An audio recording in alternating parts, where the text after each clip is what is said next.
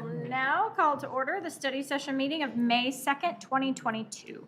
Members of the public are invited to attend in-person city council meetings in council chambers on the lower level of City Hall. Public access to tonight's meeting is also available on the local government access channel 8 for Comcast subscribers, on the city's YouTube channel online, and by telephone using the call-in numbers posted on the meeting agenda. Joanna, will you call the roll, please? Mayor Leidy. Here. Mayor Pro Tem Wilford. Here. Councilmember Whitkovich. Here. Councilmember Jaramillo. Here. Councilmember Lukman Hiromasa. Here. Councilmember Goff. Here. Councilmember Brown. Here. Councilmember Walker. Here. Thank you. So excited, we're all in the room. Okay, so we're going to start off with Ward 3 council vacancy interviews. The questions, there is a list of suggested questions prepared by staff based on council's input. Everyone has a copy. Take a minute, and I want you to consider a couple of things. Do you want to make changes to the list of questions? Do you want to add a 10th question? And it says council may ask applicants follow-up questions or to clarify their responses, but should not deviate from the selected list of questions. But we can't ask follow-up. Yes. Okay. So take a look maybe specifically at the one that you're asking and see if you like it. I was just going to ask you, is that what it is? I'm asking that question? Yes. Oh, God. I did a virtual interview today, and I swear to God, they were the same kind of questions. Oh. You do it, you submit the video interview, and then you take a test. So that means you've gone through 2 steps. I know, it was brutal. I don't think we need 10 questions. I think 9 is fine. Yeah, I think I that's agree. fine. Is there anything? I think I was wondering, so this is my number second one. I didn't know. What'd you say? Would it be okay? Does anybody like that number 1 question under the suggestion one where it says, what is your strongest disagreement? I really do like Can I that swap that in question. for mine? Because I know I like that one too. You want to swipe that Is for that, you? Miss Joanna, is that going to cause too much? I like that one. Yeah, I had that one in my list too. Okay. That's a good Okay, one. so we're going to make it up to 10 now? No. No, No. swap it. Substituting. Walker's okay. going to move it to 8. Councilmember Walker. And what is it again? It's this one right here, the top one. What your That is strongest good. Isn't that disagreement? funny? Most liked question overall. Mine? Yeah, that's a Is there anyone? Okay, so 8 will be that instead. No. One question, I just want to clarify in case I get asked. On mine, it says the council voted 5-4, and you were on the dissenting side. Does that mean the 4 side? Okay, the minority. Okay. Yeah, the 4 side. You're on the minority, yes. I just want to make sure. In case I get asked that for clarification. Okay. Where you never really want to be, you know? Unavoidable sometimes. I've been reading a lot of self-help books lately. Okay, so how are we feeling about these? Good? I think we're good. Okay. So the rating sheets. Yes. So, Mayor and Council, I prepared some rating sheets kind of in advance. So the one thing that will not be true is the question that Councilmember Walker will swap out. Are you okay still using these forms? Yeah. Will that be, Yeah, it won't be confusing? we Okay. just know 8 is different now. So, and these forms have your names on them. So the idea is that you'll rate the applicants during the interviews. When the interview's over, you'll all pass them to your right. I'll pick them up. I'll enter the data during the next interview, and then we'll keep us chugging along. And so after that last interview, we'll have a nice little number that we can share with council. So I'm gonna cut these out. So there should be 8 here. Do have some links in case there are any errors or anybody needs an extra one. Miss Joanna, once we pass it and it's all tallied up, will we have a chance to discuss and we, you know, what we send in won't be the final number, right? No, Okay. no, no, I just want to make sure. So the numeric score that I'll have at the end is just for purposes of starting that discussion. Okay. In no way will we able to find it all. Thank you. And feel free to make notes on your sheets. I'll actually give them back to you once I'm done with the numbers. So in case there's anything that you'd like to note for discussion. Yeah, Nick, that's a good question because it's like the suggestions, the most popular one, but it wasn't didn't make the list because it wasn't anybody's Yeah, number I agree. one. So That's, I mean, numbers don't always tell the story. true. Meredith. I was thinking of swapping out the second one down for the one For what? the one that I already have. I'm gonna swap out with Oh, yeah, that makes That's the sense. change number 3? What are you swapping it to, Jay? The second what one. areas of city spending do you feel should be increased or decreased? Okay. I like that. Okay.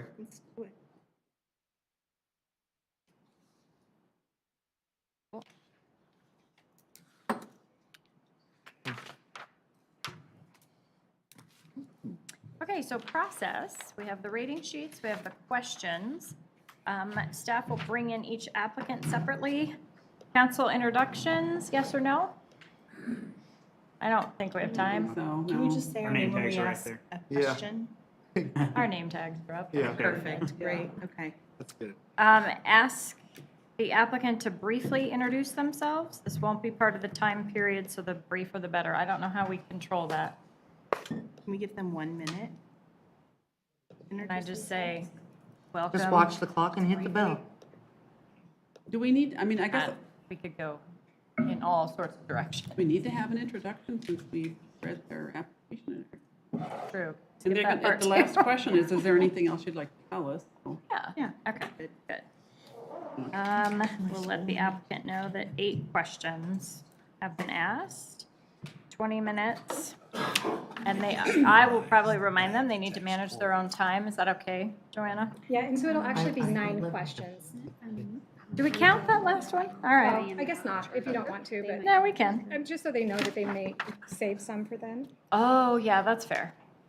It's harder to do the math, but what is that roughly? Can I just say that? An hour and 160 minutes for all the total interviews, is that what you're asking? No, what is, It's like 2 minutes. Yeah. is it 2? Well, because nine times 2 is 18. Right, sorry. This is our principal.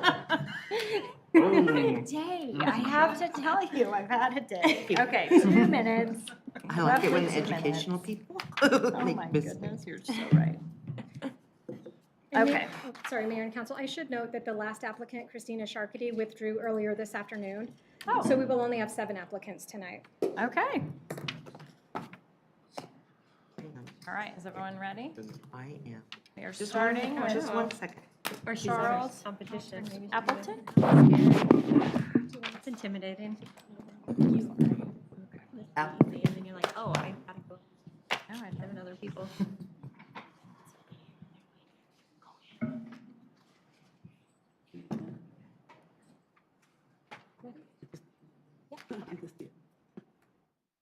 I hear out of this. I don't.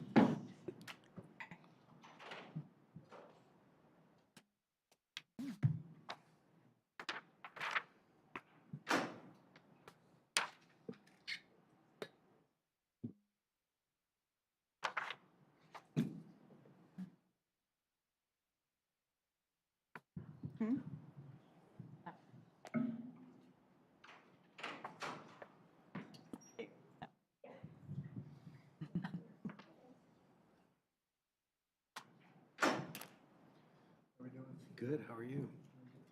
If I was a better host, I would have poured that for you. Heather, can you come here for just a second before we start the interview? First test of the night. Right there.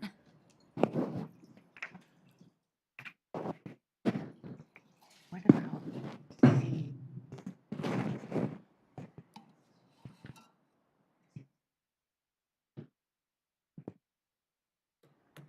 Good evening.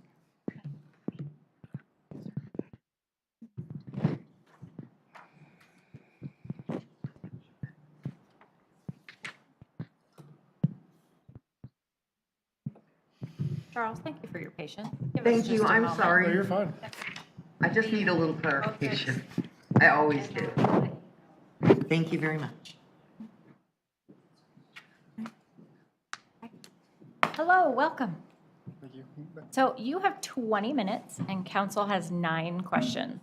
And we're going to let you manage your own time. So that gives you about 2 minutes per question. And we are going to get started. So I have the first question. Does your interest in serving on the city council stem from a personal interest or goal? Is there something in particular you hope to accomplish while serving on council? Yes, ma'am. So it does come from a personal interest. I grew up in a very small town in Idaho where community kind of meant a lot. My father was on the city council, and I saw how much he enjoyed it and enjoyed giving back to the community. It's nice to be able to have a say in the future of where you live. And I don't come in with any certain goals per se, but my wife and I are expecting a baby girl in August. So I am even more interested in the future and being able to be a part of what Northglenn becomes over time. So yeah, I don't have any personal goals. I never thought I'd get this high in government, so if I make it this high, that's probably enough for me. But I just want to be, we're here for checks and balances, and I want to be a part of that and kind of add to the diversity of the city council. Great, thanks. All right, I've got your next one. What steps do you take to eliminate bias from your behaviors and decisions? So the steps that I take is whenever I'm talking to somebody, I listen intently.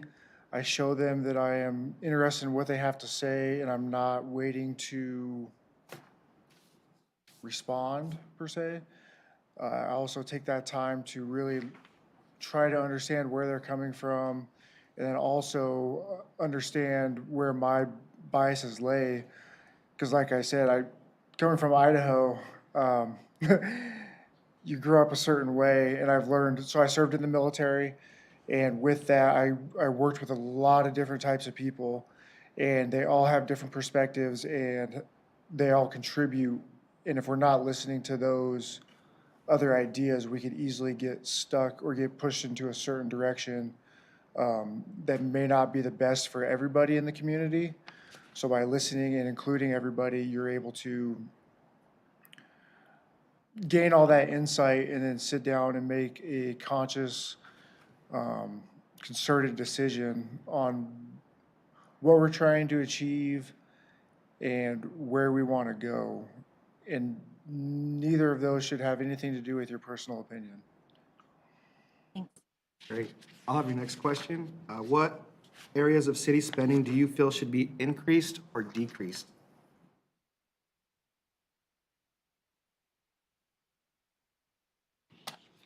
I would like to see increases in spending in parks and rec area, specifically the open space, i.e. the Farmers Line Canal or those walkways over by Grant and 104th. I think there's a lot of opportunity in there where we can make that area not more useful, but more sustainable, i.e. gardens or beekeeping areas, something to, kind of utilize that space a little bit better. I also think that we could probably update a few of our just parks in general where kids can play and give them opportunities to enjoy the outdoors in a safe space. Great, thank you. All right, Charles, I have your next question. Working with people from different backgrounds can present unique opportunities for collaboration and creativity. Describe a time where a project or decision you made was enhanced by including diverse perspectives. Sorry, could you repeat the last part of that? Describe a time where a project or a decision you made was enhanced by including diverse perspectives.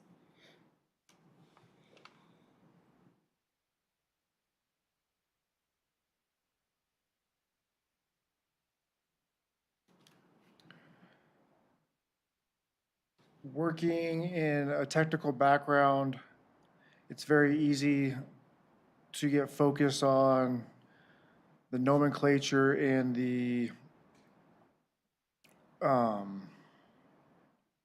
straightforward approach of how to actually accomplish things, but understanding, so I worked with a group of ethnic maintenance team, and they highlighted and helped me understand that to do that effectively, you have to break things down and really check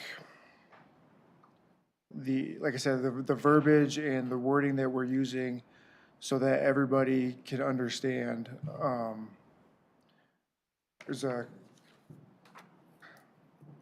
When you're writing things, yeah, it's very important to be clear and concise and to remove ambiguity in technical and in other options as well, because it's really easy to make assumptions and to guess. And I try to remove that wherever possible so that we're all communicating effectively. The written word is very important, and like I said, when you're not speaking face to face with somebody, it's very easy that something can be misconstrued. So taking the time and ensuring that you are making the best portrayal possible is very important. Hi, Charles. My question for you is, what do you believe is the cause of homelessness, and what role do you believe the city has in addressing the issue?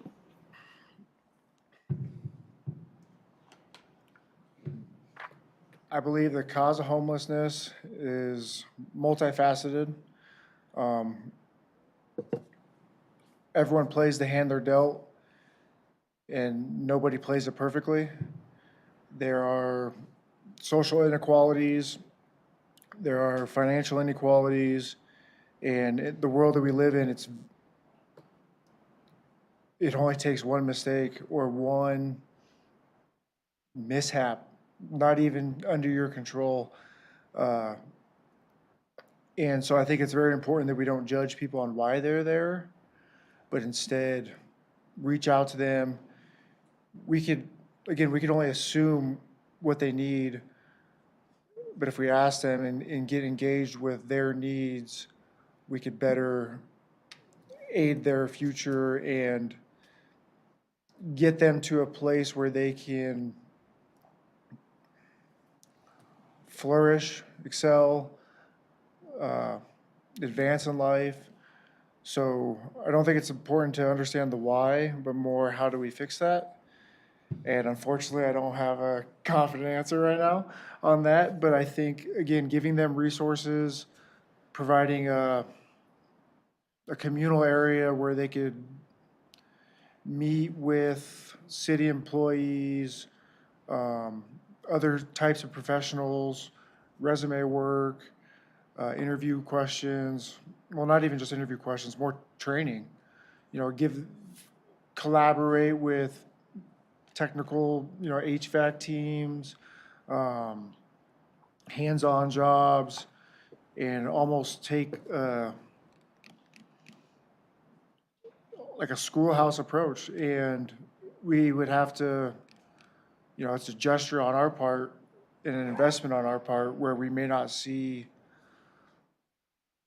that direct, tangible feedback, but over time, I think homelessness would decrease markedly. Because we can't give them anything for free per se, but we could provide resources and opportunities for free, and give them, and free is a loose word because I can't think of the better word.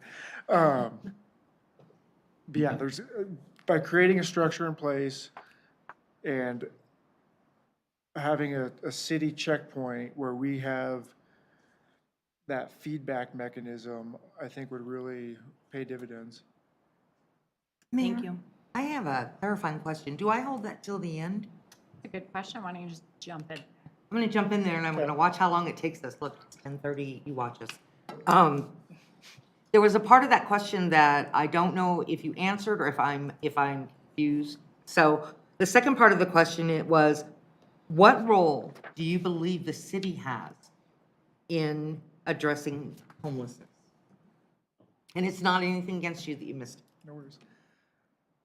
I think our role is assessing the overall situation and getting metrics to understand the complexity and how much of a problem or issue it is. And our role, this is our city and they reside in our city. Our role is to find avenues or ways to assist them in finding a better life. First of all, that's a perfect response, and that is exactly what I was asking. So thank you very much, and I'm sorry that we No didn't get worries. to it. Okay, all right, hi. My question is to ask you to describe how you would react to a situation in which the council voted 5-4 to approve a very contestable issue, and you were on the dissenting side. So how would you react? Probably the same way as if I was on the other side. I don't really care about winning. I want to make sure we're doing our due diligence and putting in the legwork. And as long as I could leave that place knowing that I did the best that I could,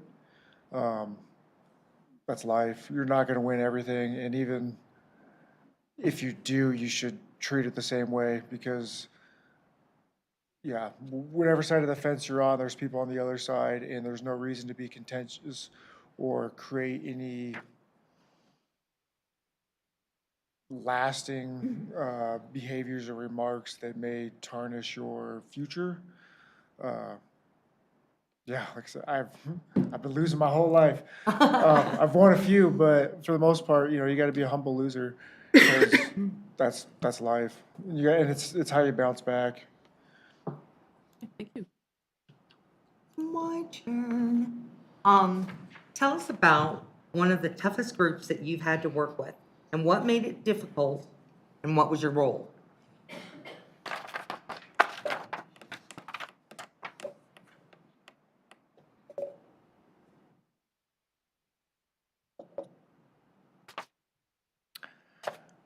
Working in an office environment. No, I worked for a small startup in an aerospace company, and I was a lead technician, a senior technician. I was brought on to create change and to be a positive impact in multiple areas, specifically like technical writing and process development, R&D.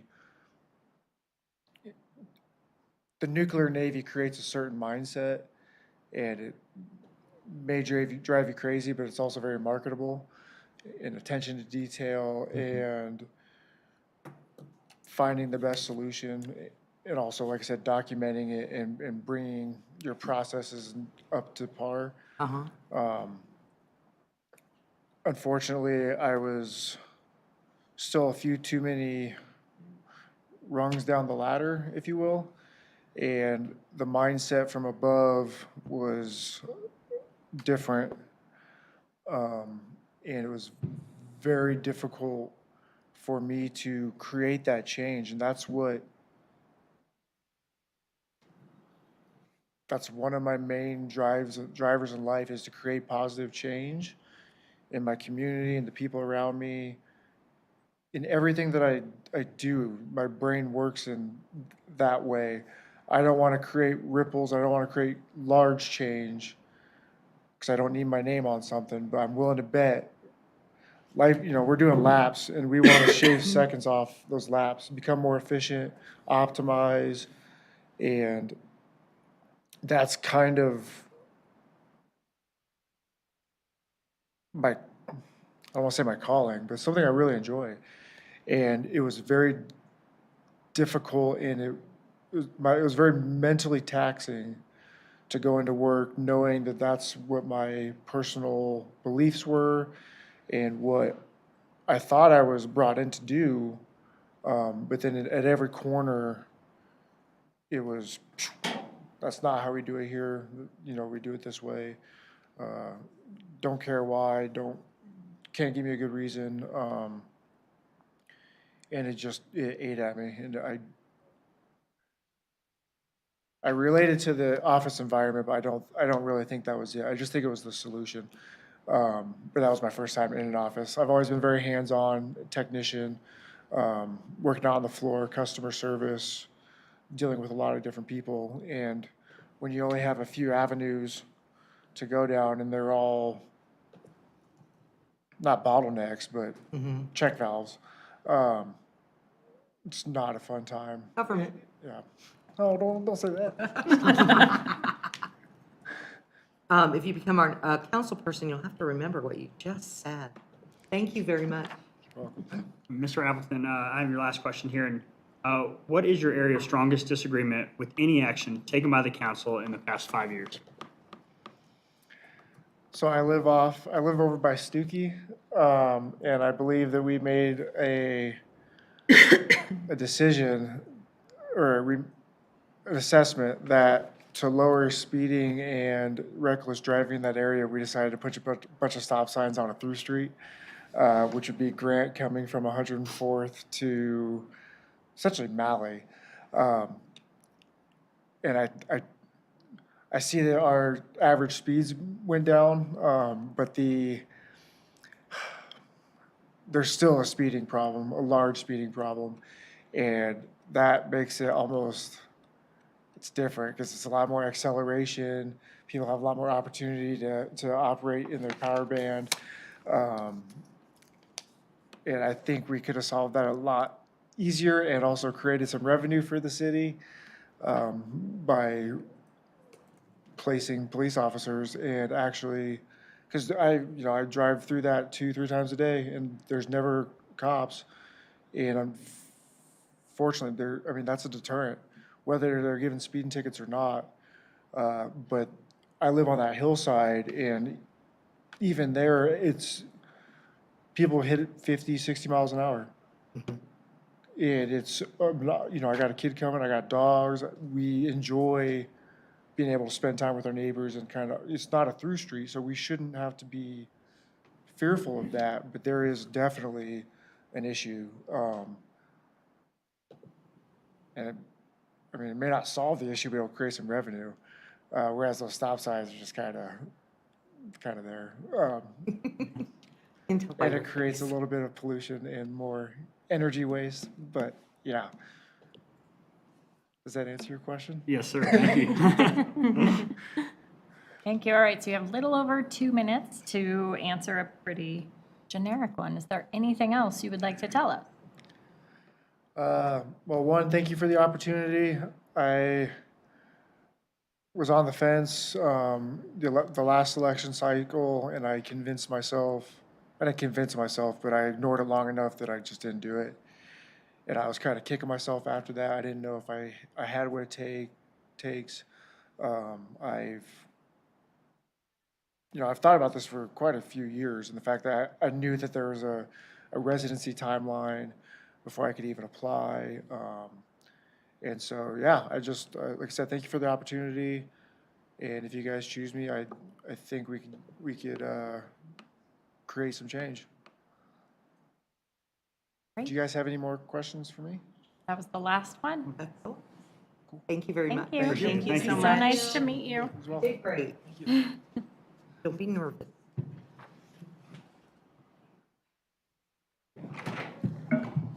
Are we just going to wait for the scheduled time for the next one, or are we just going to?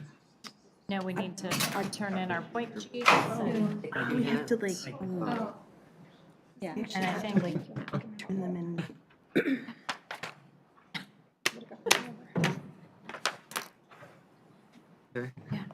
and we'll look.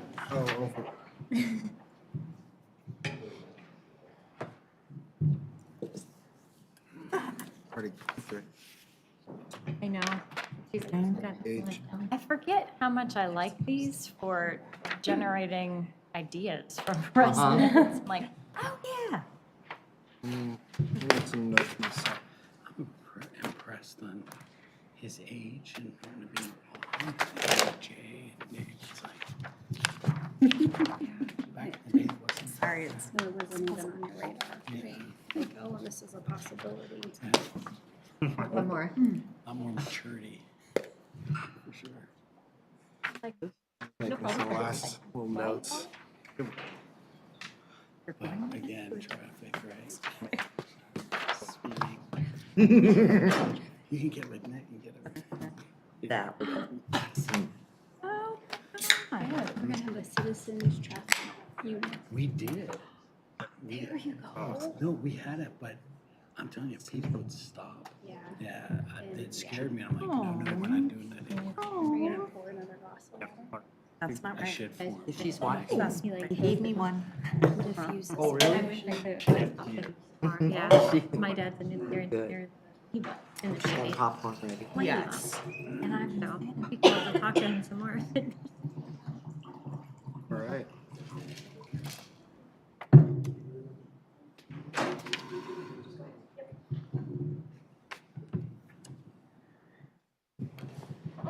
Okay. So how are y'all Hello. doing? Good, how are you? Oh, not too bad, doing good. Thank you, Awesome. City Council, for having me over here and stuff like that. I guess you were wondering why Mark Bromley is actually applying for the position, even though I actually believe in the election process. That's what I actually really support and stuff like that, and I'm hoping that we can actually, I'll probably see that probably next year and stuff. Anyways, So I'm going go to get ahead. started. You have 20 minutes. We have 9 questions for you. So you need to manage your own time. You have about 2 minutes per question, and we're going to get started. So I have the first Okay, one. sure thing. Does your interest in serving on the city council stem from a personal interest or goal? Is there something in particular you hope to accomplish while serving on council? Well, Ms. Mayor, actually, my goals for the city council is just basically to help my community. As you guys know, I grew up here. I've lived here my whole entire life. It's something I probably should have taken interest in a long time ago and stuff like that, but recent activity like hate crimes and things like that had started increasing. Violent crime started increasing, and that was a prime motivator for me to actually run for city council. There were some harassment issues, and basically, I don't like to see my mom hurt and stuff like that by some of the policies that have been going on in the city and stuff like that. And I thought, well, might as well run for city council, because by doing that, I can actually take care of Northglenn. I can actually do a lot of good for the city of Northglenn as well in that position and that role, and I can utilize it to help out my interests and the interests of the city of Northglenn. And that's basically my real true goals for the city of Northglenn, just to help the city of Northglenn. Okay, thank you. All right, I've got your next question. What steps do you take to eliminate bias from your behaviors and decisions? Well, I try to use listening skills, observation skills. A lot of people just think that because I'm not asking questions that I'm not understanding what they're doing and stuff like that, but I just want to see what they have to say, what they have to offer, and I just observe what they're doing. So I could try to make an informed decision as far as what questions I'm going to formalize, what ideas I'm going to be thinking of, and how it actually influences the community and reflects on the whole of our community as the city of Northglenn's growing and developing and being a home to so many families and people that grew up here. So, Mayor, I have a clarifying question. If I can Yes, throw go it ahead. out there. okay, sure. So what have you done in the past, which is really the question, to eliminate bias from your behaviors? To eliminate bias from my From behaviors and decisions? Okay, are there any particular behaviors that you're actually talking about? No, absolutely not. Every candidate that comes in here gets the exact same question. All It's right. just that I just want that one clarified. I asked the last person also to clarify the name. Oh, well, I actually do a lot of personal human development and stuff like that. As you know, I'm probably one of the most diverse people in the city of Northglenn. My wife and my son are Asian, so I'm an Asian father. I just want to point that out. And to let you know, I was actually served in the United States military, the Navy. And in the Navy, you don't get to pick who you work with, who you're working around, who's in charge of you, or who you're in charge of. But yet, you have to create a team-orientated unit that is all on board, all on the same ship, and they're all working together for the same goals and purpose. In my case, it was the safe launch and recovery of aircraft on a very busy and dangerous and deadly flight deck, which is actually classified as hazardous duty next to a war zone. And when you're working with people that have to be that professional just to make sure that they can all survive, no matter who they are, what their backgrounds actually are, or where they came from, it is very important that that you have no bias towards anybody that's actually working with you. And that's how I see Northglenn. I think in Northglenn, we should actually all be trying to help each other out, trying to work with each other, and not to get too harmful or too dangerous. But when that danger and harm has been happening here in Northglenn, it makes me wonder what's going on in the city. I want to do more to try to prevent that type of violence, that type of harm to other residents. And I just want to promote a more unbiased community so we can all get along together and that we can create our own families here and stuff like that. So, because I grew up here, and I grew up with a wide range of different personalities that were my friends and my colleagues while I was growing up here and stuff like that. So I think I do pretty well on that. Did that answer your question, or did you want Yeah, something more specific? it did. Okay. Thank you. I have your next question. What areas of city spending do you feel should be increased or decreased? Increased or decreased? Well, I like to see our law enforcement be able to tackle the serious crime issues. I think that's the most important thing, to protect all residents of the city of Northglenn. That's one of those things that needs to be done. I do think we need to de-escalate some of the spending that's going towards partisan goals and partisan agendas during the state's legislation. And I see that sometimes in the document, those are highlighted as goals that are actually in opposition to other businesses or other political interests or other business interests like that. And well, I don't want to trip over my own tongue on that, but I guess I'm doing a pretty good job of that. So what I'm trying to say is that we need to only invest in what is nonpartisan within our city, so we can create a level playing field with all people who are interested in having their businesses here and building our economy. Does that answer your question, or would you like some more to that? Yeah, you mentioned a few things. Thank you. Okay. Thank you. Good evening. I have your next question. It's kind of a long one. Working with people from different backgrounds can present unique opportunities for collaboration and creativity. Describe a time where a project or a decision that you made was enhanced by including diverse perspectives. Well, I worked as equal employment opportunity specialist within the Navy, within Homeland Security. And I've always been doing that ever since it came back out in the 90s and stuff like that, to create a equal employment opportunities place for all businesses. I started that over at like the Holiday Inn Northglenn, the hotel right behind us over here. I was doing that as in the kitchen. I did that as a banquet setup person. I worked with the customers and stuff like that. And basically in the Navy, I did a lot of that kind of work. And I couldn't find any specific situation that I could actually just tell you right offhand, because some of it was actually classified, and the stuff that I wanted to discuss was actually classified, and then I had to drop it before this meeting because I didn't really want to discuss that whole entire issue. But nonetheless, yeah, I have to put certain interests above my own, such as the city's interests, the interests of the citizens themselves, and protecting the innocent from harm, basically. And I've done that quite a bit with my enforcement background in some activities that I did with the United States Navy and with Homeland Security. And that's pretty much all that I can say about that right now. Thank you. Thank you. All right, I have your next question. What do you believe is the cause of homelessness, and what role do you believe the city has in addressing the issue? I believe homelessness is caused by an economic downturn. When there is a whole bunch of people that are dependent upon employment and their jobs to pay for their rent, their shelter, their food, their vehicle, their gas, whatever they're doing for their work and their business, when that is constantly ripped away from them or stripped from them, that creates an inability for the homeless person to actually provide for the lives that they saw were very important to themselves. And when they can't provide, they lose hope in themselves. They become incredibly discouraged because they do not see any way to succeed when there's not a system that is making sure that there are economic opportunities for them to instantly get back on their feet before they've fallen too far down the ladder that they were unable to help anybody that was really important to them.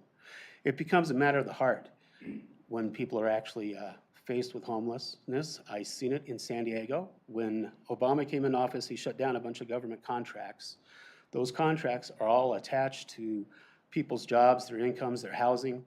And in San Diego, when I was there, I was one of the people impacted by that economic downturn. My business was wiped out because all the people from the shipyard flooded my market.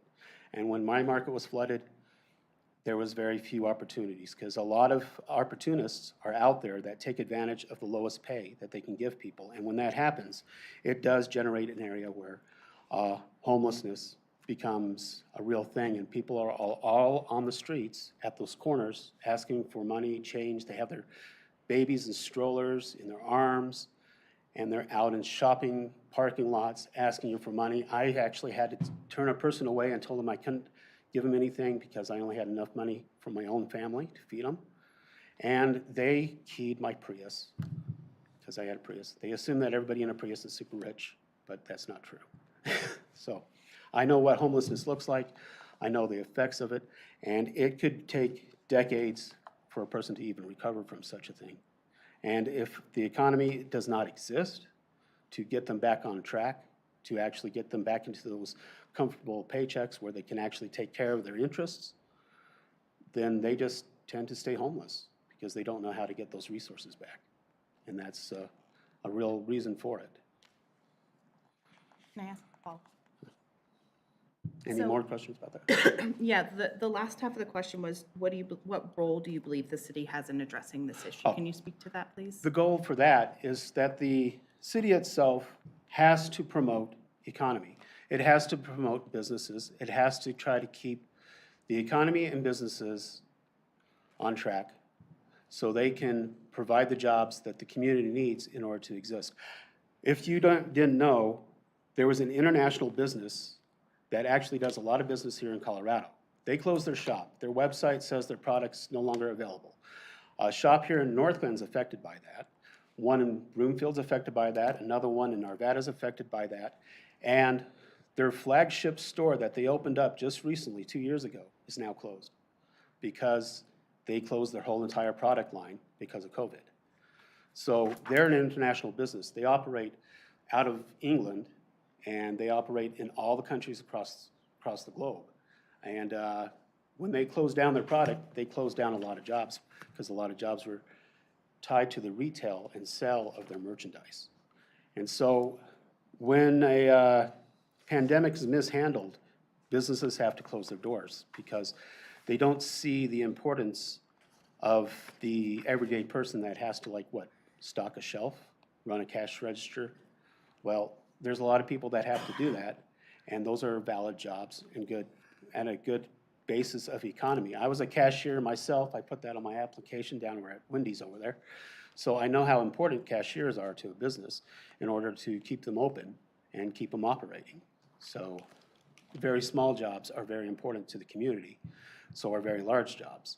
And just ensuring that those jobs and the economy and the businesses can thrive and still hire the people that they need and continue to even hire more people is how you can actually resolve some of the homeless issue. Can I ask? Okay. Mark, you never addressed, or Mr. Bromley, you never addressed what the city should be, what you believe, it says, what role do you believe the city has? What is the Encouraging city economic growth. responsibility? Encouraging economic growth. By encouraging economic growth, by encouraging businesses to move into Northglenn, probably perhaps by adjusting tax rates to be very competitive with local areas, the other cities like Thornton and Westminster, not to be higher than, but competitive too. You could actually encourage businesses to come to Northglenn, because I see a lot of storefronts in Northglenn that are going empty. They had wonderful stores there. They had wonderful people there. They had wonderful businesses there. There was one that was a workout place, now closed. One that sold like GNC products, those health products, now that's closed. There was a pizza shop, that's closed. That was Papa Murphy's. That's a pretty big chain right there. I can't believe nobody snatched that one up if it became available as a business, because it seemed like a pretty lucrative run right there.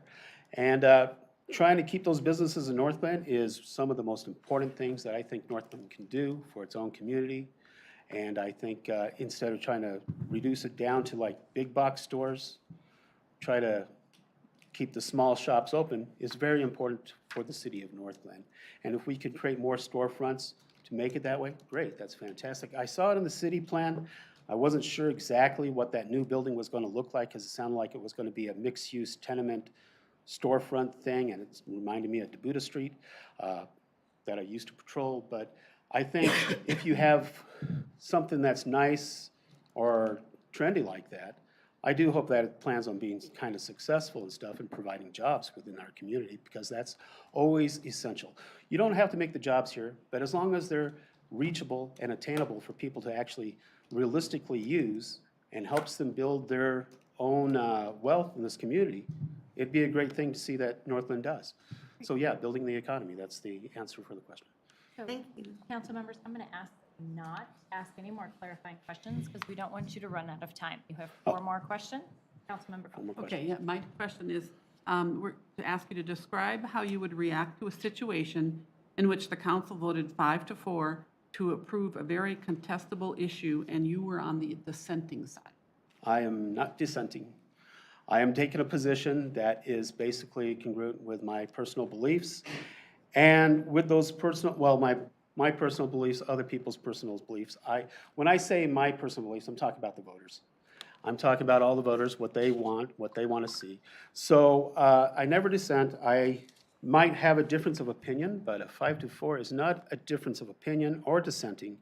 It's just agreeing about it differently. And I think agreeing about it differently could be just simply because people are from different parties or different beliefs or different values. And welcoming those creates a diverse voting opportunity for everybody in our community. And that's what I think a 5-4 actually is. We can stand by the decision, but being 5-4, of course, there's probably going to be a turnaround eventually where new legislation might be added to augment it, change that legislation, or reverse the decision. And that would be a legislative process involved. Thank you. Hey, it's my turn. Tell us about one of the toughest groups that you've had to work with and what makes it difficult and what was your role in the group? Well, City Council of Northglenn, they are the difficult group to work with all the time because they are quite a unique number of people. I did notice that there was a lot of partisan goals stated in it a long time ago, and it probably still has the 5 seats that it needs to control the board itself. So with that kind of control, I'd say that that is the most difficult thing to overcome. Because trying to become our political differences is always a true struggle for all of us. And I know, Wilford, you're running for House District 34, I believe, that you know that just as well as I do. So, and if we can overcome our differences while we're on city council, then it means that we are succeeding in a difficult environment altogether. So yeah, what you guys do here as city council is respected. It's a good thing. And yeah, it has to be difficult. It can't be an easy thing. We all have to try to work together, try to learn how to incorporate our different values and move forward in the city of Northglenn. Just one thing out of respect, this is council member Wilford? Yes, Not council just member. Wilford. Council member. Did Or did I Mayor just say Pro Ms. Tem, Wilford? whichever you Okay. prefer. Sorry about that. I That's hope that okay. didn't offend you. Thank you, Councilwoman Wilford. I said Wilford, by the way. Okay. All right. Mr. Bromley, I have one question for you. What is your area of strongest disagreement with any action taken by the city council in the past 5 years? Taken with the city council in the past 5 years. Well, I think there are some policies that target the vulnerable populations of our community. I think that's the most difficult thing that I've seen in the city of Northglenn, and it's brought people to tears and a lot of emotion. They've tried to run their own candidates based on those bad policies that have tried to take undue advantage of the residents of the community because of their economic conditions or their own personal experiences. There are some other issues within the city council that have try to tread on parental rights.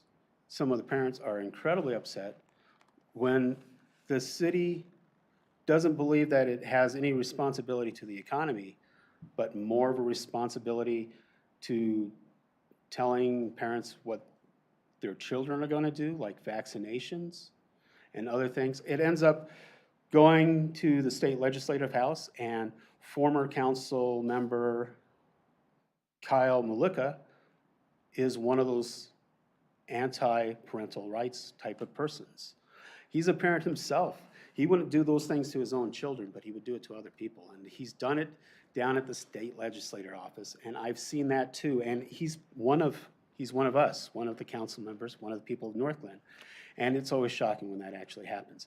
And I think that's some of the stuff that I've seen in the last 5 years that is actually quite harmful to citizens in the city of Northglenn, because they've told me so, they talked to me, they cried over it, so I know about that. Anyways, I say I got 42 seconds. What else? What else would you like to tell us in 38 seconds? Well, I don't know if you guys had another question or anything. No, that's to it. go on that. What else would you like us to know? Well, I'd like you to know that if I get appointed to the city council, I would like to become part of the planning commission, part of the CCPP if possible, the legislative efforts. I'd like to get a little bit more involved in a lot of activities. I'm not your enemy, I'm actually your friend. All you have to do is just see that, and we could actually all move forward together, because I really want to work with the legislative processes. I'd like to understand how people think on the council and how the legislative efforts actually go, and I just basically want to work with all of you. And that's what I look forward to.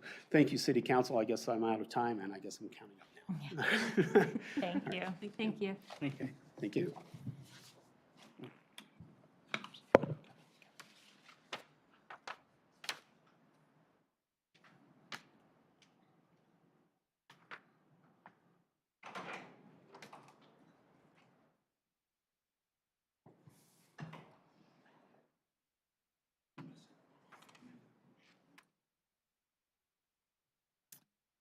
So I had a process question. So we asked a lot of clarifying questions of the first two candidates. I don't Oh. know, I feel like we're interrupting them, so I'm wondering, it's a question for you. I'm wondering if the clarifying questions should be held to the end? That's what I was thinking too, but then I turned around when I was asking you, when we should do Yeah. it. Then they've lost their momentum on the topic, you know what I mean? But there was, if I don't know the answer, you know what I mean? But we can do it at the end and not charge it against their time. That's why I thought, with the first person I went, we'll watch the time, you I kind know? of think if they don't answer the question, that's on them. That's what I was Are you thinking. okay with that? Yeah. Okay. I am totally fine with that. That was my thought, yeah. Are y'all okay if I state my question as being a two-part question and call it out a little bit better? Is that Yeah. okay? Yeah. Yeah. I wondered about that because they don't have the questions in writing. They don't have a copy in front of them. Yeah. I don't know if that would be you helpful, like, but we Joanna can't to really mess provide with the one? process now. Pass these What? down. We can't change it now. Okay. Yeah. It's fine. Oh, we gotta collect these. Oh, yeah, yeah. Good evening. Good evening. No Hi. pressure, huh? Yeah, right? I know, it's gotta be Oh, this hard is- on the other side. Hello. All right, so, welcome. You have 20 minutes. There's a timer in front of you. You need to manage your time. Okay, About 9 questions, so roughly 2 minutes per question, and we're just gonna jump in. okay, sounds All good. right, I have the first one. It is kind of a two-parter. Does your interest in serving on the city council stem from a personal interest or goal? And is there something in particular you hope to accomplish while serving on council? So, yes, it does. I would like to help better Northglenn schools. I think that's a big part of the future of Northglenn. My kids went to school here in Northglenn, and I actually ended up choicing them out to Broomfield because the education level here just wasn't to par. And which is a bummer because I've been here for 21 years. I like Northglenn. I bought my first house when I was 22 years old here, and I'm still in it. And I think the city's great. So that's to that part. And as far as me, I'd like to, if I would get the opportunity, I'd like to leave it better than when I started, so. Okay. All right, I've got your next question. What steps do you take to eliminate bias from your behaviors and your decisions? I guess to eliminate bias is I kind of stay calm and get the facts. So, and that's pretty much it in a nutshell. My background is in construction, so I'm dealing with it all the time. So, and it's pretty easy if you stay calm. Thank you. Okay, have your next question. Yep. What areas of city spending do you feel should be increased or decreased? So that's a pretty good question for me, because I don't know exactly. I know with spending, at least in my forte, some things you might think you can get it for a better deal and not have to spend so much, but the reality of it might not be the same thing. So on that, I'm not quite sure. You know, I would like, you know, going back to education, I don't know if we throw more money into it, doesn't mean it's going to be better. So, and they do that all the time, at least in my area. You know, we're building nice schools, we're doing all this stuff, but the education's still not there. You know, and you could have the beautifulest building, and if the people ain't in there, it's just a beautiful building. So, I don't know if I answered that perfectly or right, but I mean. Yes, I'm getting that you'd increase spending in education. Yeah, I mean, like I said, I don't know if that would help, but maybe. Okay, I have the next question, and it's kind of long, so ask for clarification if you need. Okay. Working with people from different backgrounds can present unique opportunities for collaboration and creativity. Describe a time where a project or a decision you made was enhanced by including diverse perspectives. So coming back to construction again, I have a lot of diversity with building a building. I mean, you have electricians, plumbers, they all come from different backgrounds, general contractors and stuff like that. So sometimes it's real fun, and sometimes it's not real fun. But all together, we all come together for a common goal to get it together and get it under the project done under budget and on time. And it seems to work really well. And with diverse groups, they have great ideas.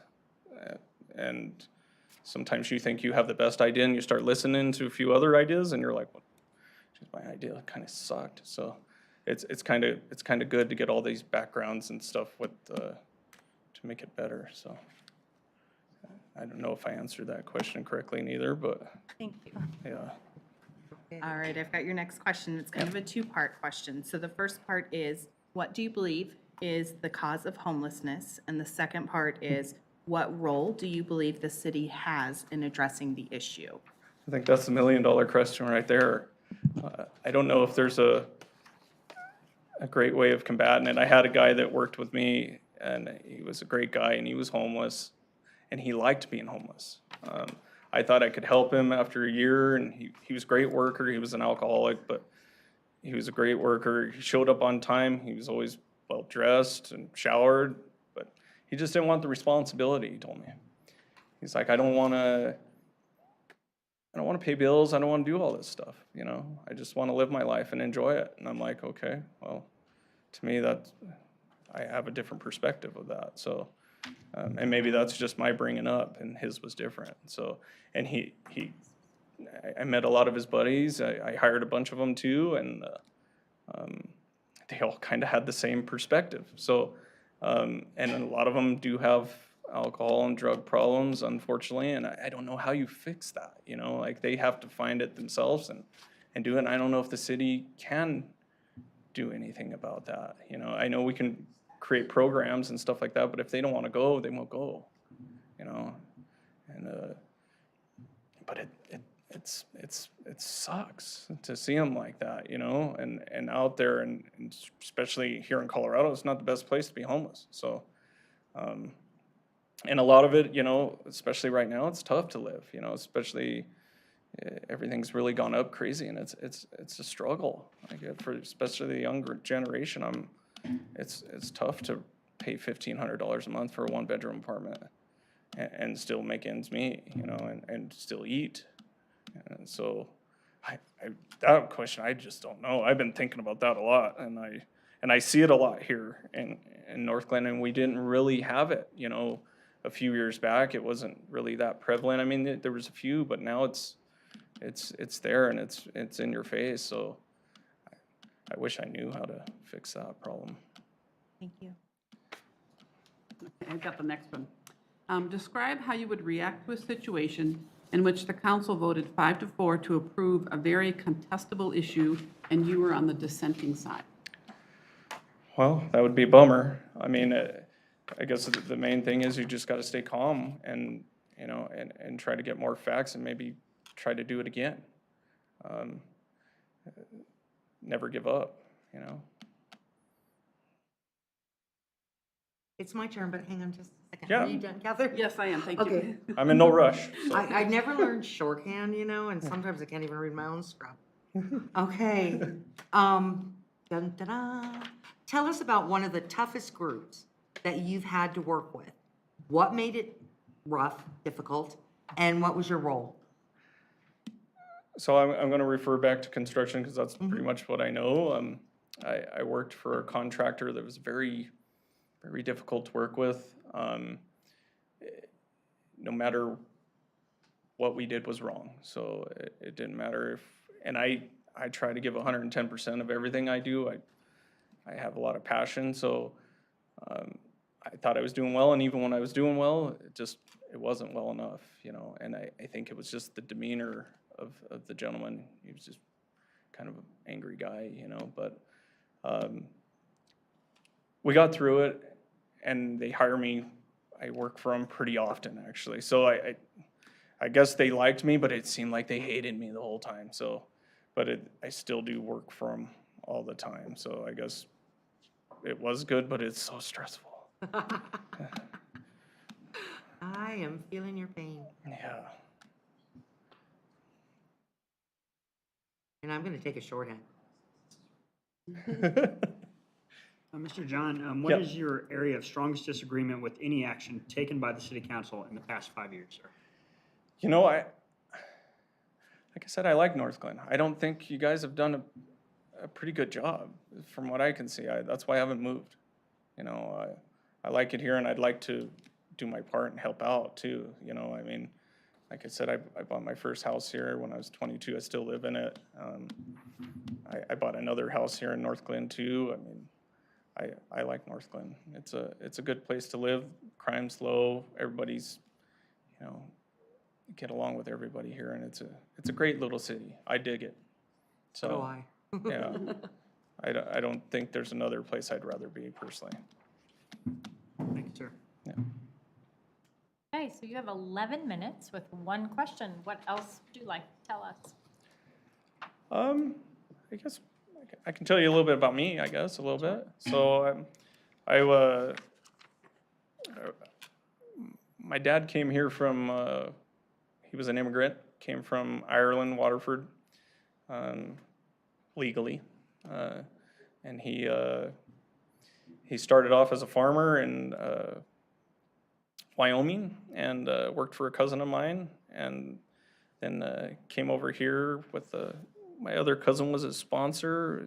He was a priest, Father Michael Walsh, and met my mom, and then my mom left, and he kind of raised me. So we grew up in North Denver, and then, you know, we had some. He was on kind of a fixed income because he didn't make very much, so we had some tough times, but he never gave up, and we stuck with it, and I think we did pretty all right. I know when I was younger, I still owned the house on Bronco Road that I grew up in, and at that time Northglenn was kind of upper middle class. You know, it was like, oh, you get to Northglenn, you're doing all right. So when a buddy of mine told me, hey, I'm selling my house in Northglenn, I'm like, oh, I'm gonna buy that house. And then everybody told me, well, you're too young, you can't buy that house, you ain't got no money like that. Guess what? I bought that house. So, I mean, you know, that's the way life goes sometimes. You know, if you stay persistent, it'll come around. So, and I've done decent since then, you know. So, have no complaints and no regrets neither, so, All right. yeah. I got a lot of time. I don't know what else to really What say. do you want? Maybe I should have Like the took longer. Broncos? 'Cause that might be I do like the Broncos, and like I said, I own a house on Bronco Road, so. That's right, that's right. Yeah, it's up the road too, where there used to be the Bronco house right there on the side. I don't know if you Yeah. guys remember that by Chevron Chevrolet Oh, and yeah. stuff, so. I own a house right up the road of that, so. Yeah, when the Broncos won the Super Bowl the first time, they stole the signs, so, Like that. yeah. Took a while for them to replace them too. But, yeah. Anything else you guys like to ask me, or? Each candidate gets asked the same 9 questions, so Yeah, that. so it is what it is. Yeah. Okay, If I there's get it. anything else though, Mayor, that you want to tell us?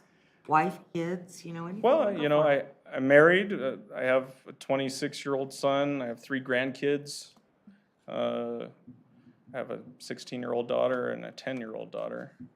And my grandsons are pretty fun.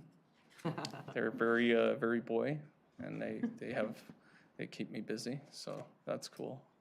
And like I was saying before, that's why I see that the younger generation are having a tough time. I mean, he's really having a tough time, especially having 3 boys, and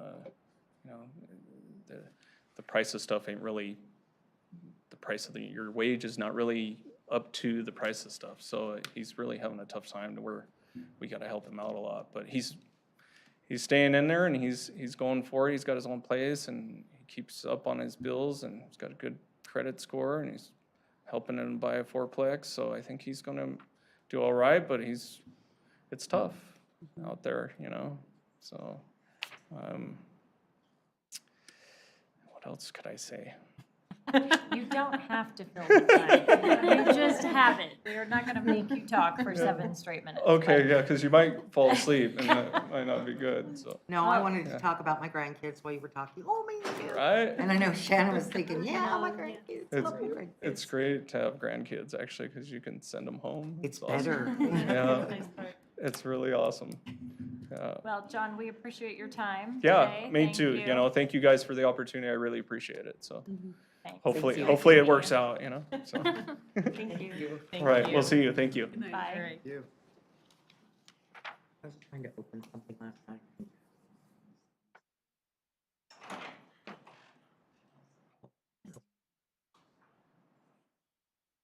She's 5 years old. She made me smile hard. No. Okay. Stop it. I know. She probably shouldn't, but I mean, Like, he's had an awful day. Yeah. we're trying to FaceTime with her other grandfather. He thinks he can FaceTime. That's I'll really take them not whenever what he's doing. So anyhow, he called me back and yelled at me. He's like, just be the phone. Checking the stock market. Do not. Councilmember Walker, do you have a brother? Like, I looked at it yesterday. No comment. Does he live in Colorado? My new favorite person. Oh my goodness, now he's turning red. Yeah, he is. Even all the way through the eyeballs. There is a private joke that we are not aware of. Oh my God.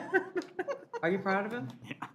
Well, I'm gonna have to text you on Did you hear that. that? He said he's Yeah. proud of him. I'm proud of him. We're all proud of him there. Robert, We're all going to be Googling it later. I know. I want to do it now. Oh my word. Is Richard? Richard, yes. Richard. His name is Richard. Oh. Wait, your brother's name is Richard? No. No, I'll get that out of him before the end of the night, guys. No, we're good.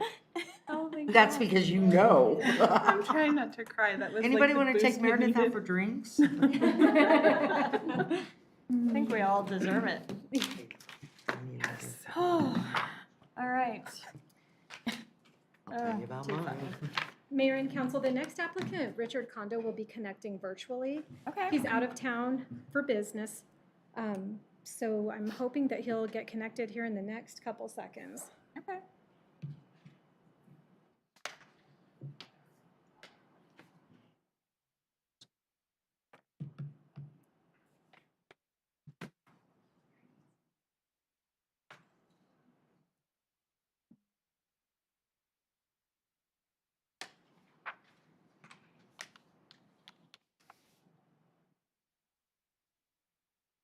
Oh,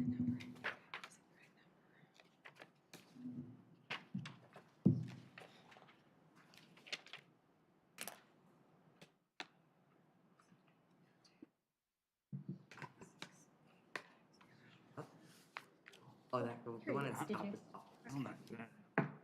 Dinner. Heather, I asked Heather about it. She I said, know, that was what was served oh my God. for my, Oh, I have another empathy in there, so that's why. Heather said that. sorry to I'm hear excited that. right though. now. So that is pretty funny. Funeral's not. You need to come here and there'd be plenty to eat. I know, I'm like, Oh.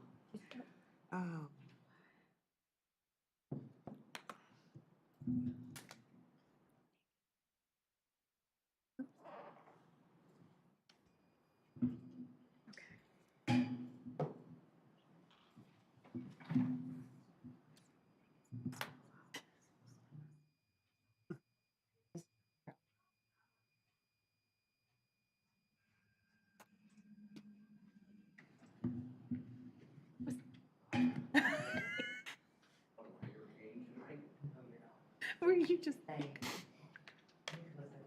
show me your pen? Oh, here he is. I'll have to say more about it. Hello. He was there and then he went away. Good evening. Oh, there. Okay, There there he we go. is. I can see. Can you hear us? Yes, I can hear you loud and Love clear. you.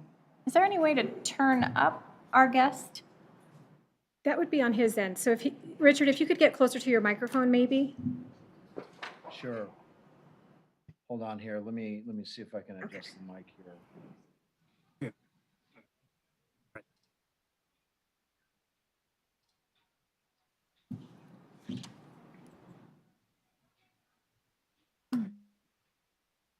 Try again. Okay. Can you all hear me okay? Ooh, if you get really close, that's helpful. That was better, yeah. Oh, goodness. Okay. Now you're gonna get the big head. Okay, well, I'll be very, very, But remember when you. I pull keep back, it leaning in fades. as if that's gonna help, but it's not. Okay. Well, welcome. So you have 20 minutes, and we'll start a timer here, I guess, for 9 questions, roughly 2 minutes per question. We're gonna take turns reading them, and if you just wanna manage your time, and we're gonna get started. So I have the first one. It's a 2-parter. Does your interest in serving on the city council stem from a personal interest or goal? And is there something in particular you hope to accomplish while serving on council? First of all, thank you for the opportunity to come and apply for this position and speak with you all this evening. If there's anything of a personal agenda or goal here, the answer is no. I've lived in this city for about cumulatively 38 years. In fact, I grew up in this city after I was born in Denver. And as you've seen my credentials, I've traveled the world in the U.S. Navy, but yet I still return back to Northglenn because I think it's a city that is really a great living environment for all families and a great place for also small businesses. It is kind of that small city on the hill, if you will, that's really special. And I feel like I've been very fortunate to have had great experiences, both in terms of employment as well as education. And I'd like to be able to apply some of the learnings and experiences for the betterment of the city. Okay, I've got your next question. What steps do you take to eliminate bias from your behaviors and your decisions? Yes, it's pretty important. The experience that I had as a naval officer, that the military makes a very concerted effort to have diverse composition because they want to have your service, your armed services to be reflective of the composition of the country. So what I've experienced, at least for a good part of my adult career, is being in a working environment where you have a plethora of people from different ethnic backgrounds, a very nice gender mix. And if anything, what I've come to appreciate is that you have to create an environment that makes it safe, if you will, and encourages people to speak their mind. And so part of that is good listening skills. as well as good engagement skills. So if you're in a meeting and you see people that are obviously perhaps having some sort of facial expression, you got to read that language. And if they're not going to speak up, call them out on it and say, hey, I noticed that you have a little frown there. Is there something that you would like to, add, or maybe you have a different point of view? And it's really important to encourage a diverse dialogue, if you will.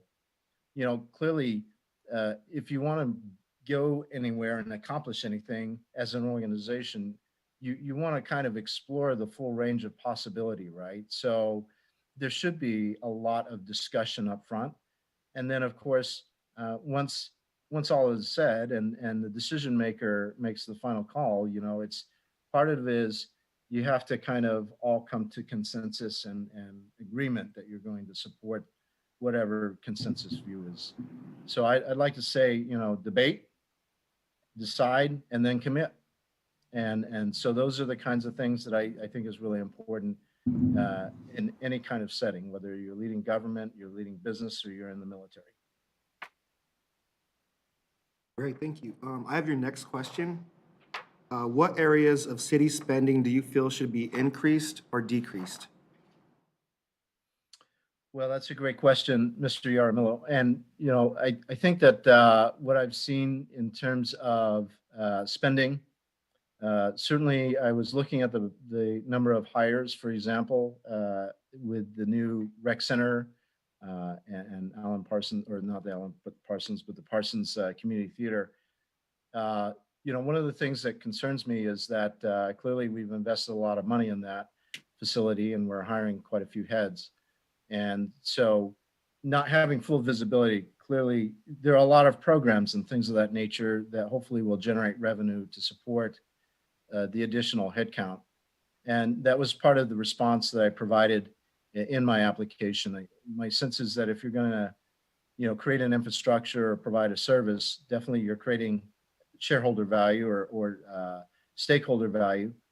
And certainly you want to make sure that that asset that you've created is also going to generate revenue.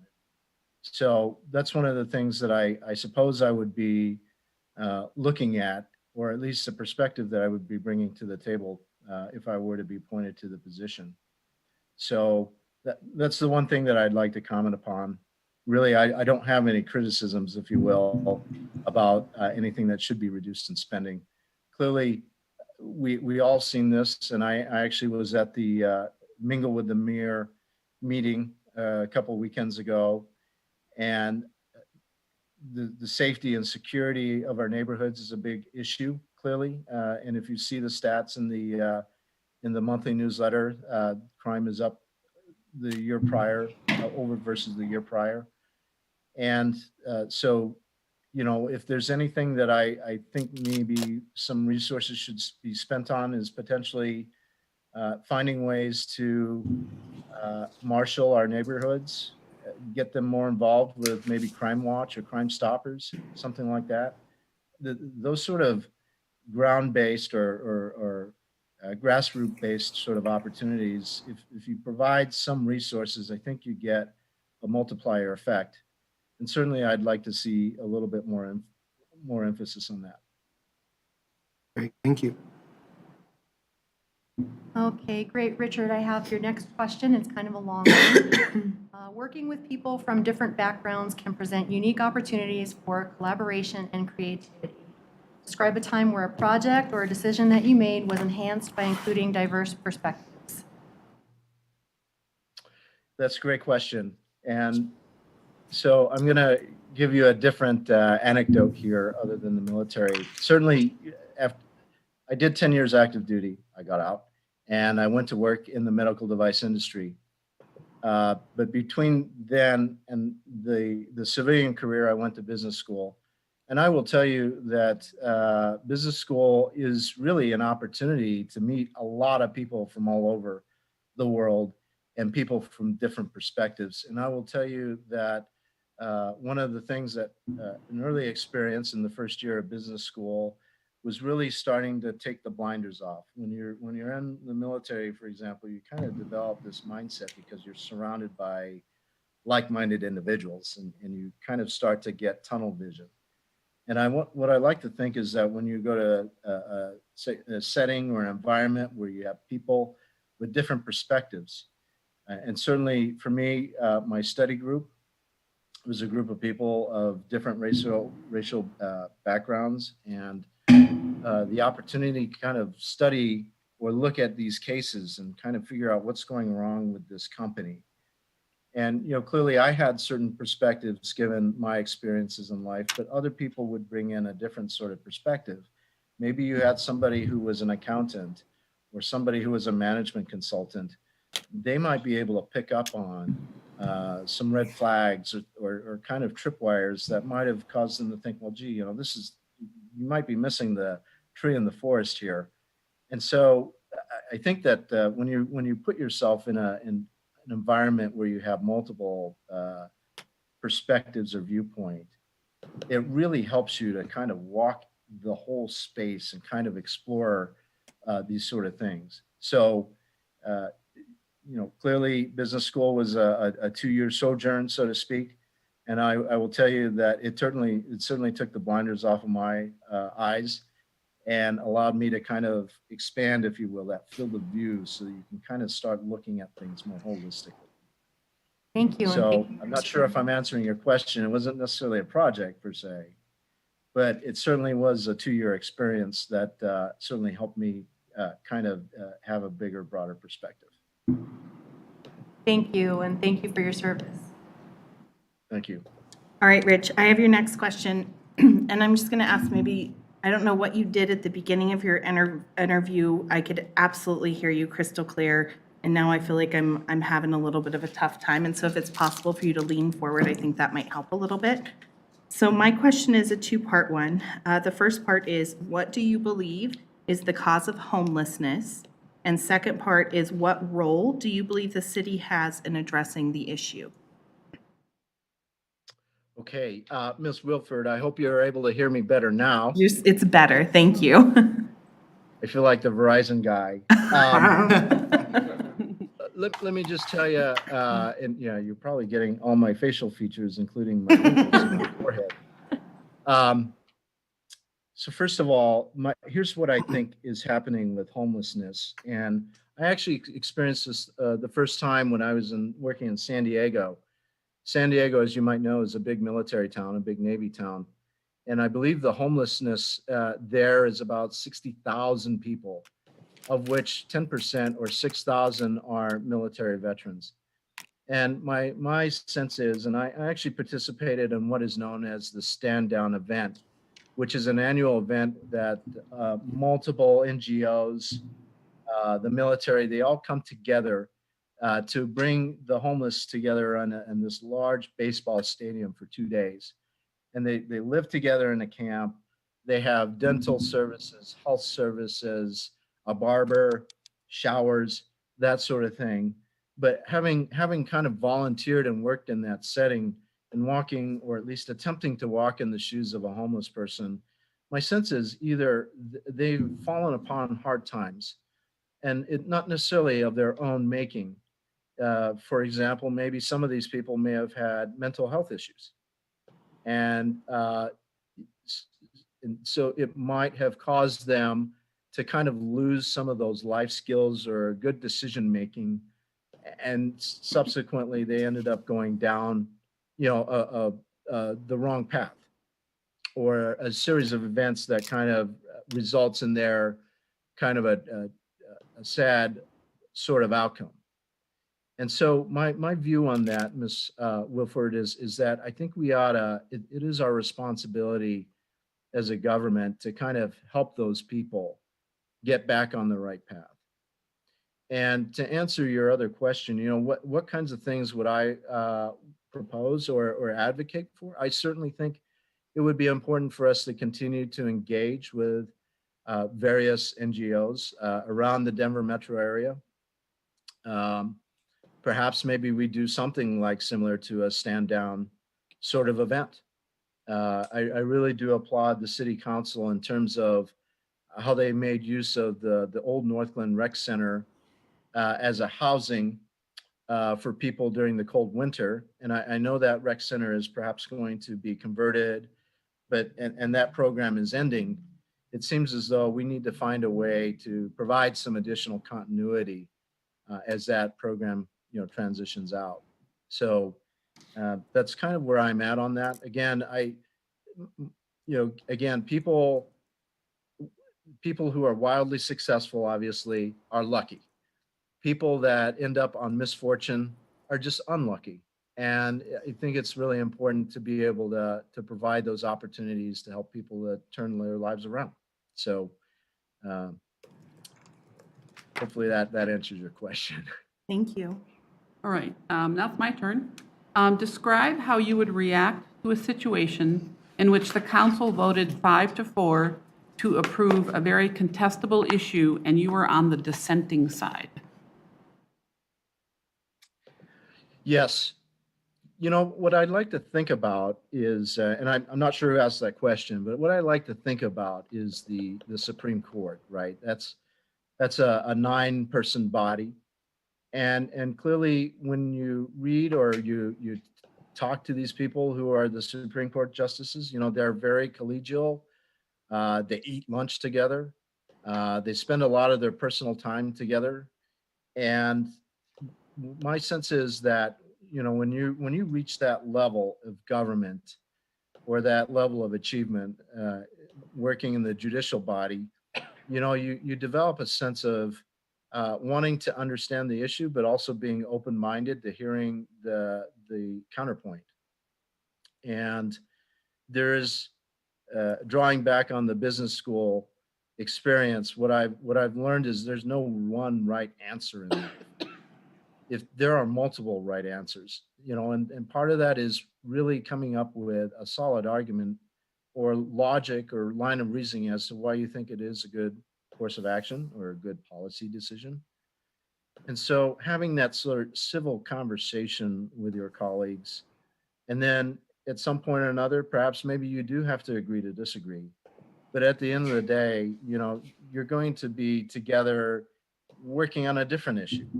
And you don't want to burn any bridges or create any dysfunction that could really hamstring the effectiveness of the organization. So my thought here is, people are allowed to have their opinions. They're entitled to have a certain thought and way of thinking about life. We all look at life differently because of the lens through where we look through things. And it might be because of our station in life, because of our ethnic origin. Certainly, I saw that when I lived and worked in Japan for 6 years. Watching the news through Japanese media, I had a certain viewpoint about what was going on in America. And upon my return, I was a little bit shocked with that. But then I realized to myself, well, gee, I'd been looking at the United States through a different lens. Mm-hmm. And so that taught me that, everybody has a different perspective and you have to respect that. You're not going to change them. It's who they are essentially as a human being. So it's most important to really have mutual respect in that regard, have civil discourse, and then, make a decision and then move on.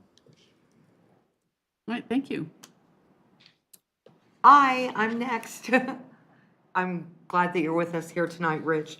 My question to you is, tell us one of the toughest groups that you've had to work with. What made it difficult? And what was your role in the group? So one of the most difficult things that I did, I suppose, is when I was vice president of Globus Medical. I came in as the vice president of international marketing, and I was an outsider, actually. The reason why I was brought to the company was because they had acquired the international business of a different orthopedic spine company. And one of the charters that I had was to establish a strategic planning concept. And I will tell you freely that I don't think I was fully successful in that undertaking. And as I reflect upon that, my stakeholders were the country managers throughout all of Europe. And it seemed to me that because you had all these people with their particular interests, right? They're job was to be able to grow the sales within their territory or their country. It really is hard to kind of get people into an alignment to kind of think about, well, how do we develop a strategy, for example, that's going to take us in a direction, and maybe the allocation of resources is not necessarily going to be favorable to them. It may be that besides Switzerland, maybe Germany is the most high priority and greatest return on investment. And my sense is that, you know, when you're dealing with a lot of people that are really sensitive about their particular agenda, it really is important to get them all on the same page about a common vision, a shared vision, because what you want to do is you want to get people to kind of come into alignment to say, yes, maybe I'm not getting everything that I need here, but I recognize for the greater good that I might have to sacrifice, that somebody else might be getting some additional resources, because overall the benefit that's going to accrue to the entire organization is going to be better than if I were to seek my self-interest, right? So I think about that experience, and there are probably many other examples of that, even in private industry, public, government. Uh, and so the one thing that I am very conscientious about, and why I really like Northglenn, is that you have the 5-year vision and you've got the 8 pillars. And my sense is the way that you're communicating that is you're really trying to get people all on the same page and aligned. And that to me, I find extremely powerful. And certainly that would be one of the things that I would want to continue to promote, is to make sure that, you know, the city is moving along the track to be able to achieve some of those visions and goals. Thank you very much. Mr. Rich, what is your area of strongest disagreement with any action taken by city council in the past 5 years, sir? You know, I really had to think hard about that question, and I really don't have any. If there's any one thing that I might want to take umbrage with or have a concern, you know, clearly the city is spending a lot of time, how should I say this, recapitalizing and investing and improving infrastructure, which is great. As a resident of Ward 3, I walk every day with my dog, and so I get to see everything that's going on in the ward that I live in. And one of the things that I guess distresses me, and again, it's not a council decision, but what I did notice is of late, walking the Greenway Trail, there just south of 106th and between Lincoln and the Interstate 25, it seems like that has kind of fallen into a little bit of disrepair. I know that, for example, I saw Xfinity trucks rolling through there and tearing up the landscape. They actually left big, deep tire tracks. There's a little bit of tagging and you know, graffiti that's going along around that area as well. So again, if there's any one particular gripe, if I had any, and by the way, I did call that into the non-emergency police line. Yes, I know Chief May. I don't wanna- That's fantastic.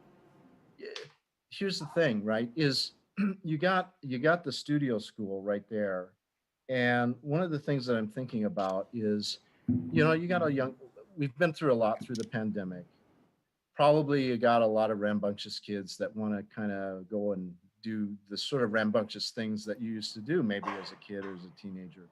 But the one thing that I would like to see perhaps is maybe a little bit more engagement between the city and School District 12. Maybe there's a cleanup day, or maybe there's an Earth Day sort of event where you can kind of get students, whether it's the studio school or Northglenn Junior High School, where I went to school, Rich, thank you. partnering with the city to do Thank you cleanup. so much. I'm so sorry to cut you off, but we are already 1 minute and 43 seconds over time. So we appreciate your thoughtfulness and your time this evening, and we will be in touch. Thank you very much, Madam Thank you. Mayor. I Have a really good appreciate night. that. Thank you. Take care now, everybody.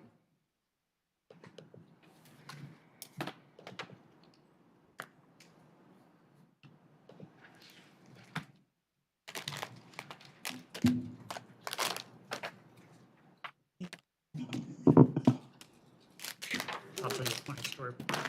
Okay.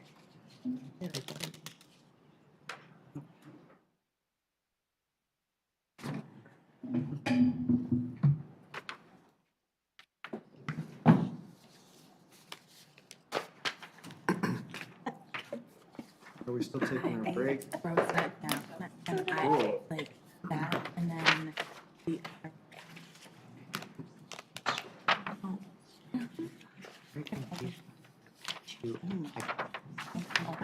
Oh, I had trouble. Two so Number far. two? I know, it's on That was easy. number 3 that I struggled. I think that was the worst one. No criticism of what council has done. Said something about Crime Stoppers. Get more resources. Yeah, I couldn't. And there I thought. Okay, so I seriously, believe we have a break on this schedule, is that correct? Yeah. Jay's already gone. I just did it. Nick's way over there. Do we break the live feed? Like, do we shut it down for a few minutes? Like a neutral. Yeah. That one was hard. What? Let's do that. Okay. But here we like go. mute the chamber would be nice. So we're not.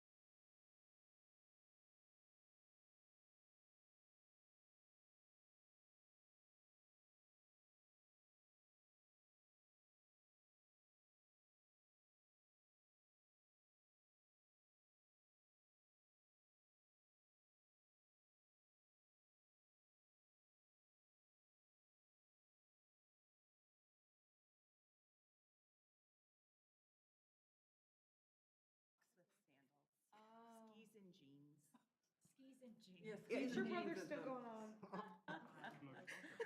I was reading it over his shoulder. I saw the walker. That's open to the public. Are you ready? Okay, we're going to continue. We are going to go back to a live public meeting. And we have our next candidate, Robert Conrad.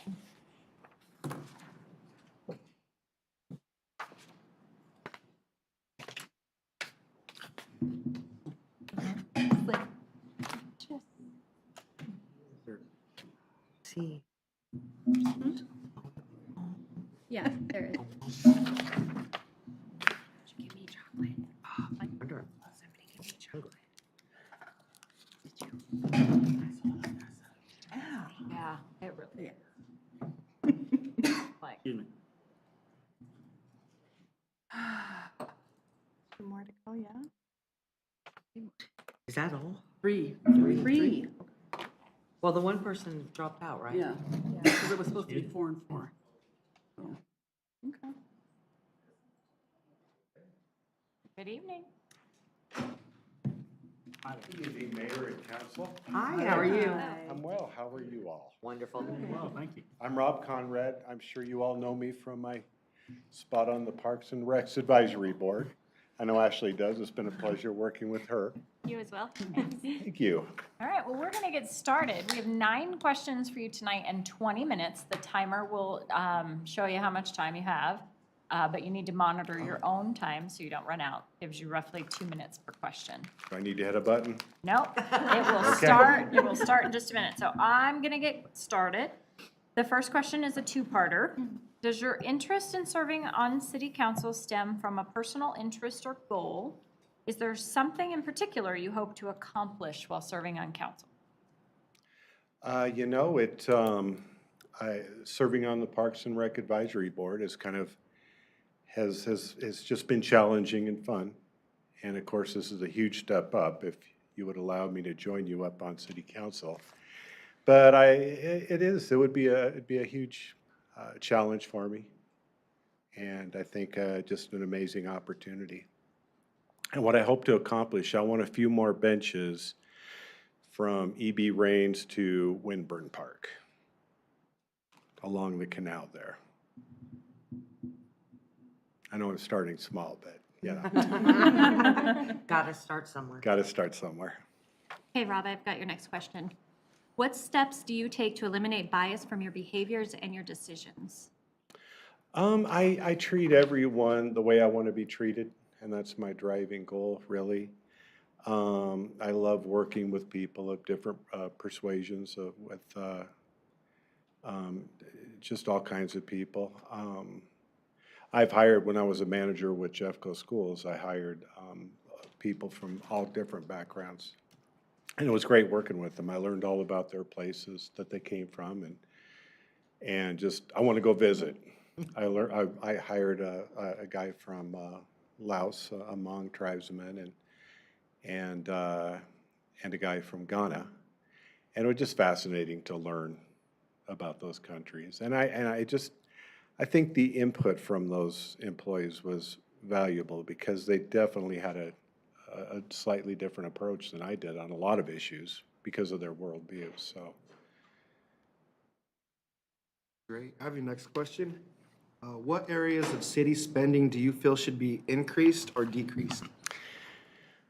Jay, I looked at that 300-page budget you guys came up with. I was really impressed. Now, I've handled public money before as a manager in the school system, but the decimal point was much further to the left. So it was overwhelming looking at it.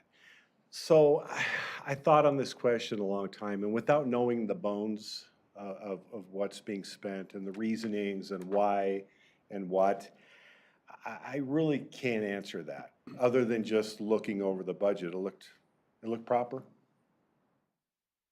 I was glad to see monies earmarked for some of my things close to me.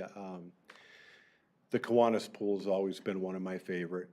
And working on the Parks and Rec Board, I realize it's kind of an old disaster, which old facilities do become. They do require a lot of money to keep going. But I'm glad that we have $500,000 earmarked for improvements to that that old facility. And I'm glad looks like everybody's getting a little raise too which is great. Need to keep our people happy because yikes, they are just moving around. Okay, I have your next question. Working with people from different backgrounds can present unique opportunities for collaboration and creativity. Describe a time where a project or a decision that you made was enhanced by including diverse perspectives. Wow, I think I kind of blew that one. I kind of answered that earlier, but I'll just proceed. I currently work with, he's become my best friend. He's an Ethiopian immigrant named Kasahon. Love the guy. Wow, are we a team? We work together on various maintenance projects around the rehab facility I work at. And my goodness, if I don't know something, which I don't know a lot, he knows so much in that area. It's just, we just make an amazing team to get things done around that place. Just one example. But yeah, I do like working with people of all different races and LGBTQs. And yeah, it's just fun. It broadens my perspective, and I like that. All right, I've got your next question. It's a two-parter. First, what do you believe is the cause of homelessness? And then secondly, what role do you believe the city has in addressing this issue? Well, Jenny, I would like to say a quote that I think of whenever I think of people experiencing homelessness. It's from the great Mahatma Gandhi. The true measure of any society can be found in how it treats its most vulnerable citizens. And when you're sleeping under a bridge at minus 10 degrees by yourself, you're pretty vulnerable. We owe it to those people to do more. I know what causes them to be homeless are bad decisions, bad luck, mental illness, addictions, and a host of other things, but it shouldn't be a death sentence for sure. That's why when I heard about what the city was doing in the old rec center, first I was a little nervous because we've all been near Coors Field and saw how Park Avenue looks with all that sadness and despair. I didn't want to see that. But wow, I mean, I haven't noticed anything negative about the whole thing. I think it's been a great project. It's really changed my mind on what we can do. So, yeah, I think the cities, if every city took the same approach, I think we could really put a dent in homelessness.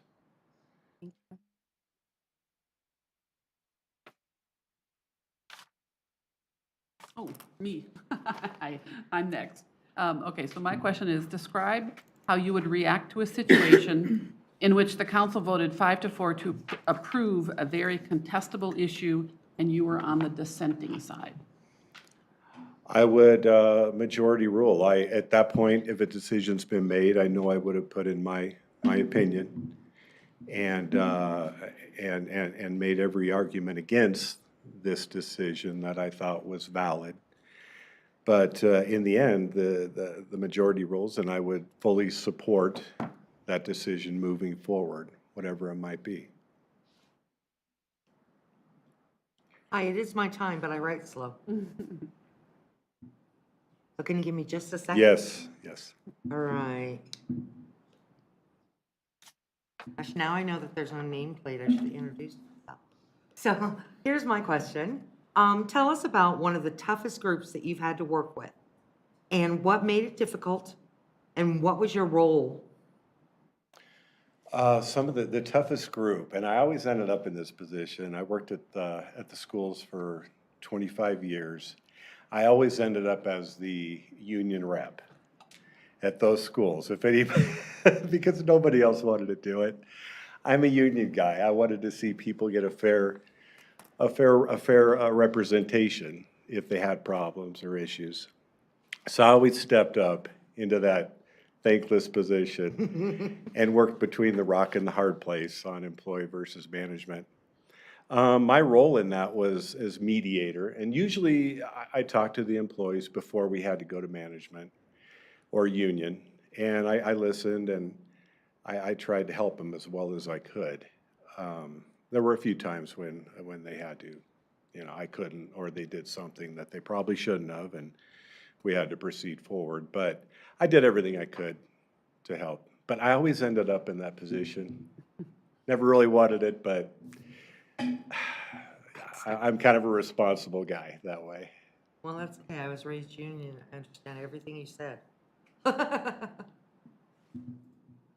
Mr. Conrad, what is your area of strongest disagreement with any action taken by the city council in the last 5 years, sir?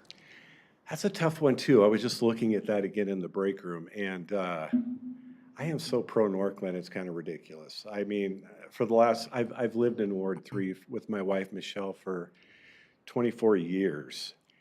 And every change that's come down the pike, I've just enjoyed. I've just participated in. I have 2 bricks over at the Millennial Bridge. It's just, you know, from the Webster Lake. It's just been, and of course, the new rec center, a long time coming, but wow. I'm proud that my name's on the plaque, even though I did nothing to deserve that. But I brag about it to all my friends and family. But yeah, especially in the last 5 years, I think everything's been great. The new Justice Center is just a sparkling gem. It's beautiful. Of course, the rec center theater is amazing. And the new Civic Center is going to be, wow. Just, I watched the council meeting last week and saw the designs. It's going to be fabulous.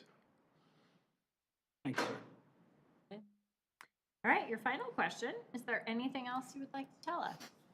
Well, since I have so much time, I brought props. No way.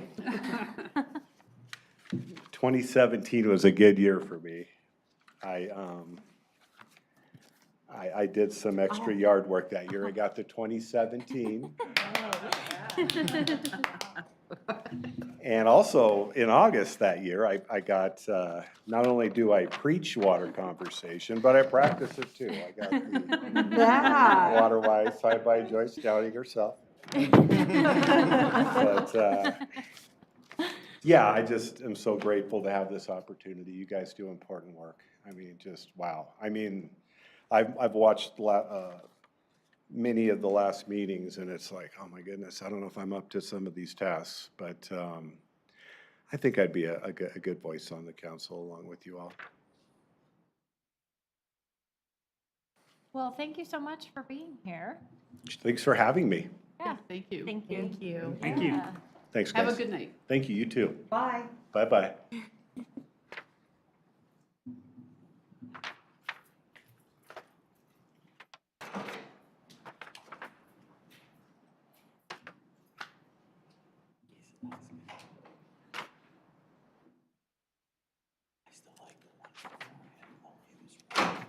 Not bad. So what does it say? What does it say? That's what I'm wanting to know. What does It it? says the same as Oliver's, but it's her name. Okay. Okay. Maybe there would have been something. I know, I'm a little added. disappointed. It looks different than the others. Nick just told me that no, he no. stole it. Gave it away. He probably auctioned it off. Dang, that thing was worth, I know better. That thing was worth some money. I didn't know you were a prankster. You know what? He is, and I almost think it runs in the family. Don't know what you're talking about. You would fit in very well with my family. Which is really helpful. I like to drink water. I think that's all. Oh. Okay, can I touch it? Yeah. Patty works. They make the best I asked. travel mug. I know. You know, and that's what Jenny. We did it. So I think it'll be for Ellen Crop. compensation.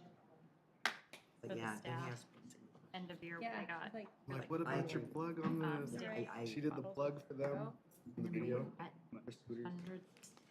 Yeah, no, I agree with you one That's right. second. And it It's not was the so same much thing. fun. Everyone grabbed. As Yeah, the, obviously I like You ride to your, stickers. ride Yeah, to but your it's city. usually- see how that would work. Corey's If not you ever there wanted to today. do an art project with the apple, the white apple, I have probably literally hundreds Do you really? from all the years of ordering computers Yeah. and setting up computer labs. That's I was gonna put them on my car when it got old enough, but I keep trading it. It is very. So I don't have an old enough car to that I've been picking up a ton at Painted Tree. Mm. Oh my Oh, gosh. Yeah, I they do that. yeah. love that place and Oh I my keep spending way goodness. too much money. I love Yeah. Wow. I think you. I think so too. I spent, Every time I go, it's magic. It's so, and it keeps changing every time. Hello. Hi. How are you? Hi. I'm good. How are you? Good, good All to of see you. you. Yeah. Yeah, all right. Well, we're gonna reset the timer. So we have 9 questions for you today in 20 minutes. Okay. So we're gonna ask you to manage your own time. It's about 2 minutes per question. Perfect. And we're gonna take turns reading them to you. So I'm gonna kick it off. The first one Great. is kind of a 2-part question. Okay. Does your interest in serving on the city council stem from a personal interest or goal? And is there something particular you hope to accomplish while serving on council? Great. Well, I am interested in serving on council because of my passion for the community and my focus on continuous growth, both personally and professionally. I have been serving the community for over 10 years in a leadership role in the nonprofit sector and believe there are several synergies that lend to me serving on city council. A goal I hope to accomplish is to increase community engagement in the local issues and support Northglenn's continuous improvement. My professional experience and background is social services with advocacy in education and healthcare, and I felt this experience would be helpful to City Council with over 20% of Northglenn's business sectors being representative of education, healthcare, and social services. all right, I have your next question. Okay. What steps do you take to eliminate bias from your behaviors and your actions? I'm Yes. sorry, decisions. Yes. Well, I do not believe that bias can be completely eliminated from any behavior or decision. To be human is to have a bias. That being said, I believe it is important to acknowledge these biases and work towards listening and understanding others' perspectives to make a decision for the greater good. It is a continuous and intentional effort to approach a subject in an objective manner in personal and professional ways. I do this is to work towards this by continuous trainings and professional development opportunities. Through work, I have attended many diversity, equity, and inclusivity trainings in addition to several leadership trainings. I also believe engagement is essential in these areas to further understanding and have served on several community boards and participated in events and held connection coffees to expose myself to as many different perspectives as possible. Great, I have your next question. Okay. What areas of city spending do you feel should be increased or decreased? Yes. So with the median age of Northglenn being at 33 years old, I believe funding should be increased to general family-focused oriented items such as schools, parks and rec, and infrastructure, also towards improvements such as roads. As a resident, I have enjoyed utilizing the new rec center's facilities, and I love utilizing the open spaces as well. I fit right into that median range. Also, with the city's limitations on outward growth, I believe this provides an opportunity to focus on redevelopment and revitalization in the community, such as Carl's Dairy Farm.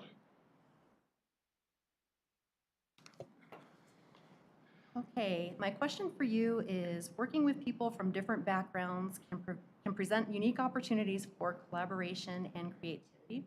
So describe a time where a project or a decision you made was enhanced by including diverse perspectives. Yes. So within my professional career, I work with an incredible diverse population. We serve a diverse population and work with many, many different individuals. So diversity is incredibly important because of the diverse population that we serve. So recently we assembled a task force that has focused on developing listening sessions in the community with the sole purpose of improving our services that we offer.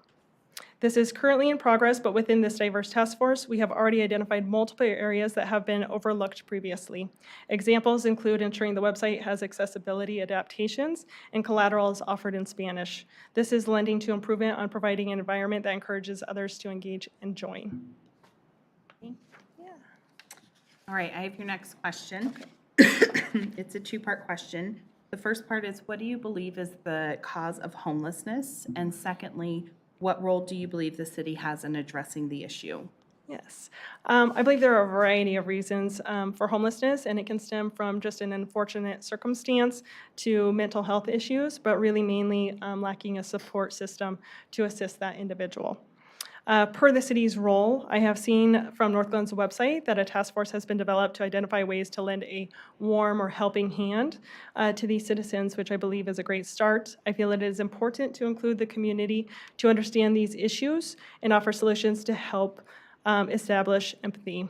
Additional items that I believe are important is providing an accessible list of resources, both from City of Northglenn and the Greater Adams County, because such resources are typically shared. And these resources could include partners like Maker Housing. Finally, the city can identify metrics that can be used to assist in finding solutions for this issue. Thank you. All right, I've got the next question. Okay. Describe how you would react to a situation in which the council voted 5-4 to approve a very contestable issue, and you were on the dissenting side. Yes. So generally, I understand and even see the importance of being on the dissenting side of votes and opinions. However, if this issue was something that was I felt very impassionately about, my follow-up to the vote would be just to understand the hesitations on the issue and why it was voted that way. By meeting with different council members, and not only that, but from different community members. We are representative of the community's voice, so I would just do additional efforts to really understand the topic overall. I do believe there's always ongoing opportunity to amend or find a middle ground and potentially bring that vote back to council to review.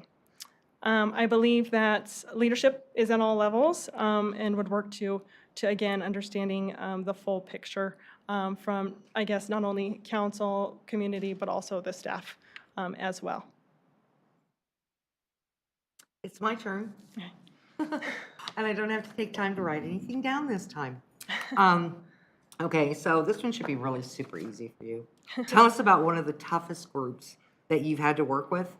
What made it difficult and what was your role? Yes, so I have worked with many tough groups, I would say, but the one that comes to mind immediately is my work with within a group of all of the collective executives across the state within my organization.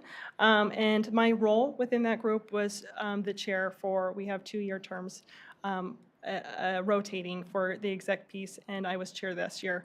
The challenging piece of this was because everyone came to the table with the same foundational goal, but very, very different items. So it was a very diverse group. We each had our own demographic, our own different size of budget, our own different size of program, and different geographical locations, and that was a huge piece of it. And so many, many different needs. So while there were many challenging conversations, we all committed to maintaining a respectful approach, really digging in to identify what was the common issue that we all had, and how could we overcome that. So it was a lot of brainstorming and work towards that. We did move forward we identified that the need was support. We all lacked the state level support and that unified voice. So we did move forward within that 2-year period with restructuring our state office and elevating it to provide us that leadership that we all needed. Great, thank you very much. Yeah. Ms. Lindsay, what is your area of strongest disagreement with any action taken by City Council in the past 5 years? Yes, I'm going to keep this one a little lighter because I think this one came to mind with the Webster Lake Promenade redevelopment. There, I believe, was an opportunity to bring the Little Man ice cream to our community, and I say this knowing I am a big fan of ice cream, and I thought that would have been fantastic. So with that not passing, I thought that would have been a really fun item, and also. Also, I believe that it would have generated more income and drawn more individuals from the greater Adams County community, which would have translated to Northglenn. Thank you. Yes, you're welcome. Okay. Is there anything else you would like to tell us? No, I just want to, share that I have lived in Northglenn for 3 years. I purchased my home in November of 2020. And I, again, have been contributing directly to Northglenn and the Greater Adams community for over 10 years. So I am really passionate about our community, about our neighborhood, and really enjoy the open spaces and enjoy the rec centers and enjoy everything that Northglenn is doing for continuous improvement and growth, growth in the way it can grow. And so I just really appreciate our leadership, and I would really value the honor of joining you. Great, thank you. Thank you. Well, thank you for your time. Yes, Thank you're you. welcome. That was great. Thank you. Thank Have a you. good night. Thank you, you too.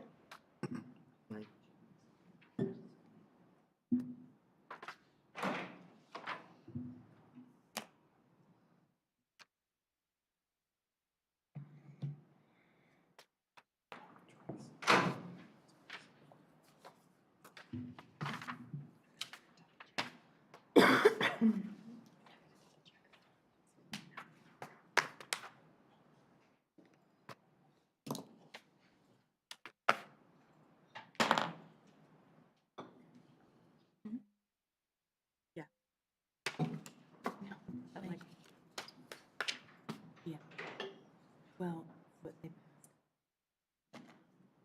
yeah.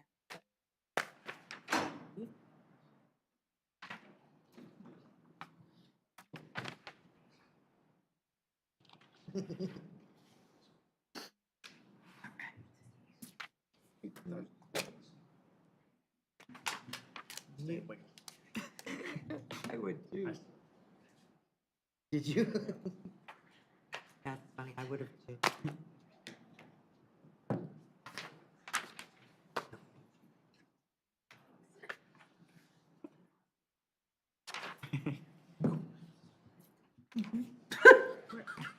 You know what?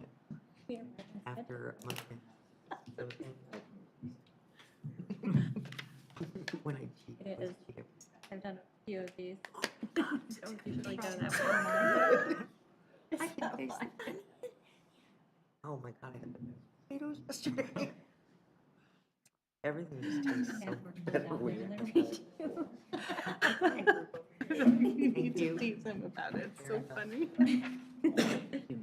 Gotta keep that. Oh, well, now with his head down, he doesn't look like he's in the picture.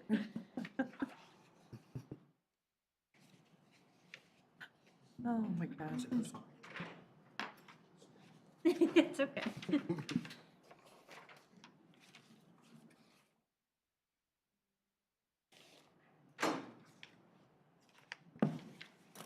Hi there. Hi there. Hello. Hi. Thank you for your patience. Oh, you're welcome. It All wasn't right. much wait at all, actually. I think we're a little ahead of schedule, so that's nice. Oh, good. Okay. So we have 9 questions for you in 20 Okay. minutes. All So there's a right. little timer in front of you. You want to pace yourself. It's roughly 2 minutes per question. And we're going to get started. Okay.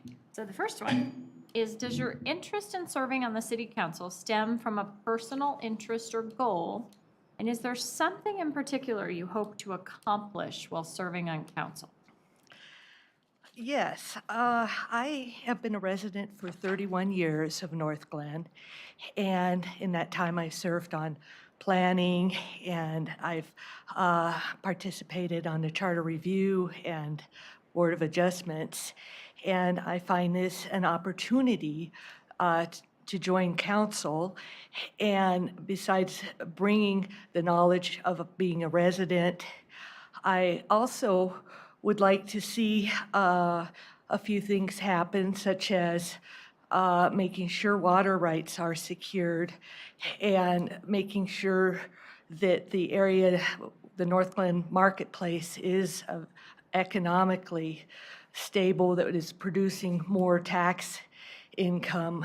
I don't know if that would involve some sort of a different approach to redevelopment, like putting in a hotel or some other type of business.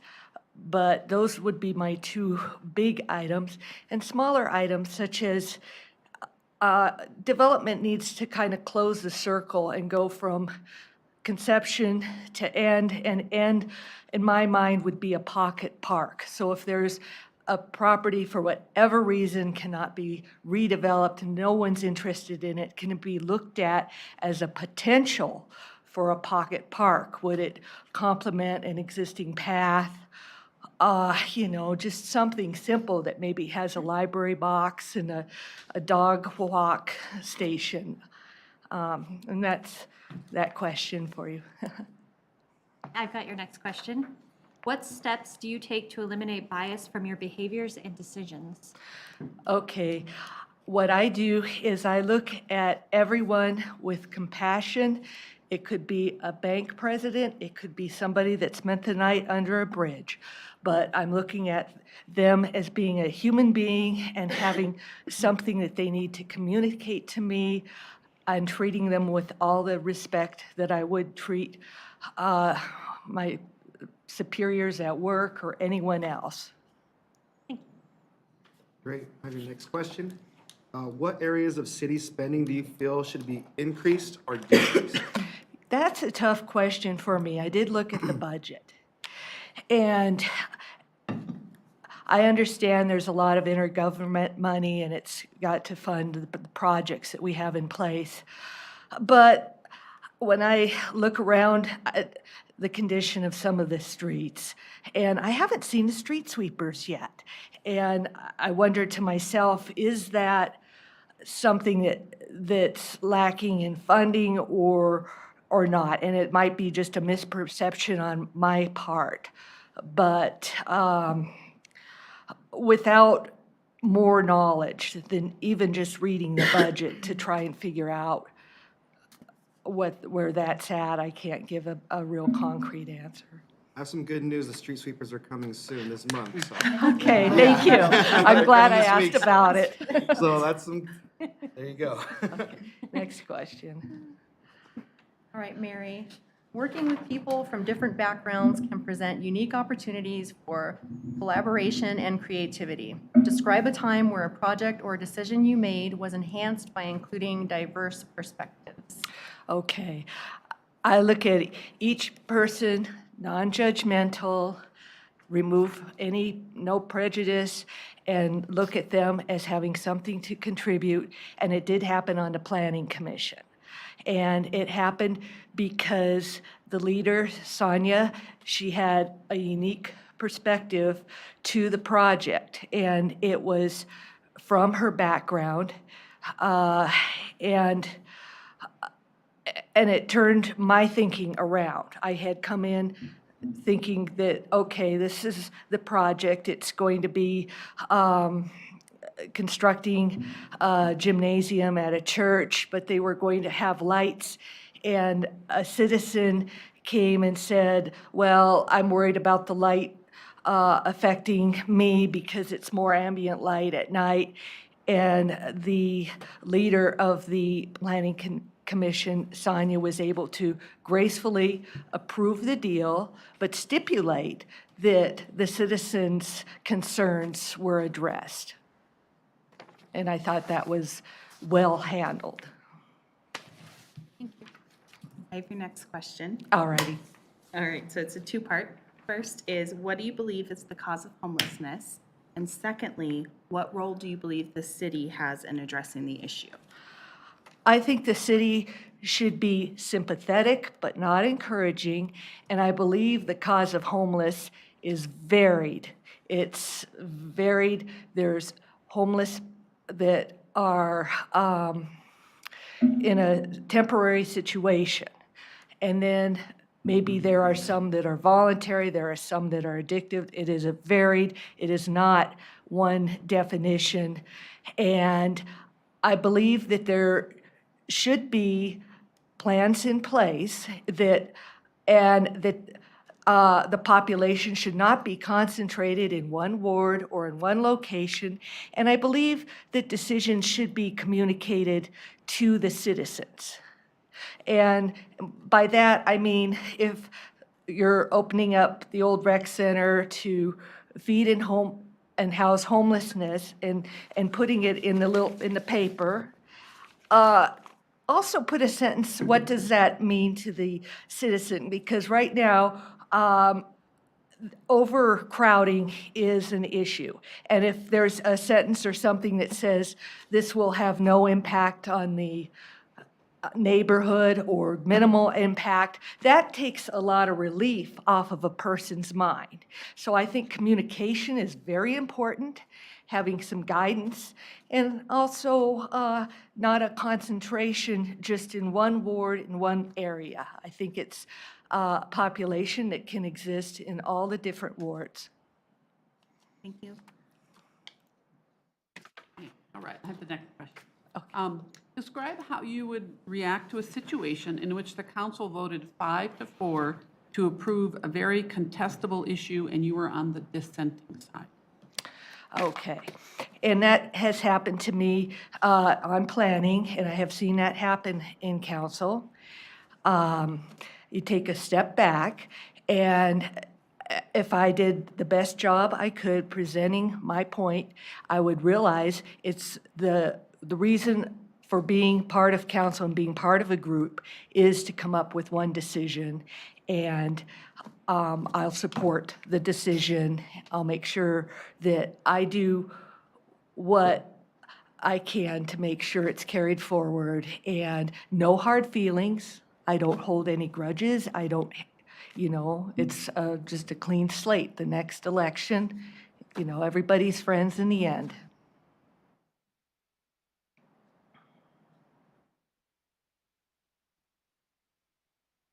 Okay, well, it's my turn, and as I've told every other candidate, I like to write.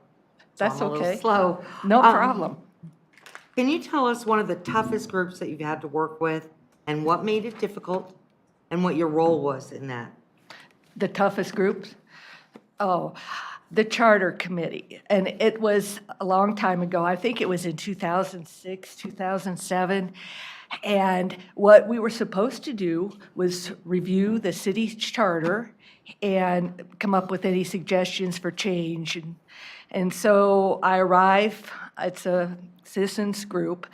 I had pulled off the charter for Thornton and printed it out in one for Westminster, and I thought, well, maybe we could see if there's some language here we can use to minimize using the city attorney, billable hours or anything.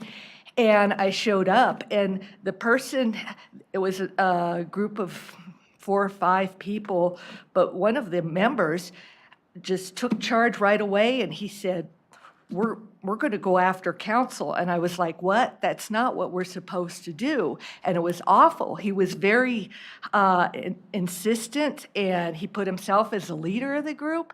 And I only lasted a few meetings, and I couldn't take it because I had like I was like, okay, well, what kind of analysis? And he's not even talking about that. He's talking about something else. So it's not a real good example, but it turned me off for trying to belong to other boards.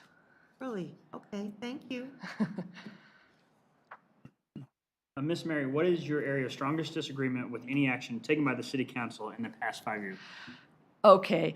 The apartments off of Community Center and Malley on the corner, there was a decision to allow them to tear down the parking garages and build some more units. And I feel like it just put too high of density into that corner because overflow parking now is on Lincoln and Highline, and it's just all the harder to turn left out to go to work, to get across. It's just added a little bit too much traffic congestion into that corner. Thank you. Mhm. Thank you. And your last question, is there anything else you would like to tell us? Well, I did touch on the importance of securing water rights and getting the marketplace viable on pocket parks. And another thing that's of interest, there is no Northglenn Sentinel anymore, and this must be the newspaper of record here, this community. I'd like to see maybe the historical Preservation Society, explain about this new neighborhood. Let's see some old pictures and kind of make this more of an interesting newspaper. Take pictures of dogs at the dog park, if somebody's got some flowers. People love seeing stuff like that. Their children, and maybe with the food truck carnival, and just really make this a nice newspaper for the community. And also, I would like to see some of these arrows go up on this feedback on services. I think that's something I would like to address if I was on council, making this, your neighborhood, a place to live where the arrows are going down to get those pointed up. And also, I would like to, if possible, find out what the council member Mullica, what were her priorities that she was elected on, because I'm not being elected by the citizens, and I want to make sure that I don't do something in a different direction or not fulfill something that she said to the voters to get elected. And that Great, sums thank me up. you. We really appreciate your time. Okay, Thank you so thank you, much. everybody. Thank you. Have a nice evening. You too. Thank you. Get home safe. Yes, thank you. Yeah.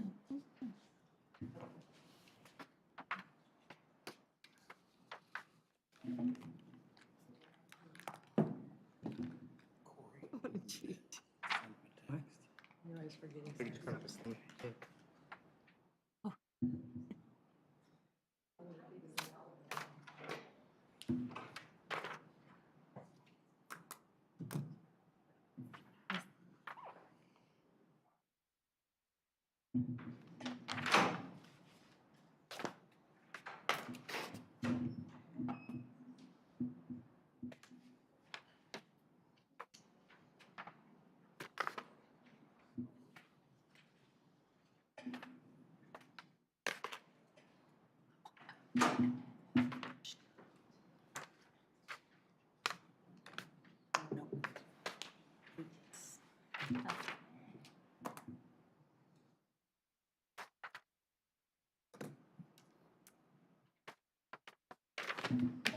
So Joanna, we're gonna get our point sheets to you. It looks like next step is the discussion.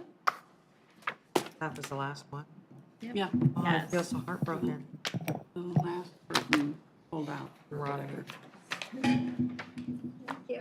So I'm just gonna go through next steps. Joanna's gonna finish tallying. She will give us the average scores for applicants to use as a starting point for discussion. If we can come to consensus tonight, council will direct staff to bring forward a resolution to appoint that person next week at the May 9th meeting. We will vote on the resolution at that meeting. So we'll see if we can get to consensus. If not, we'll talk about what happens then. While we're waiting for points, does anyone have any, I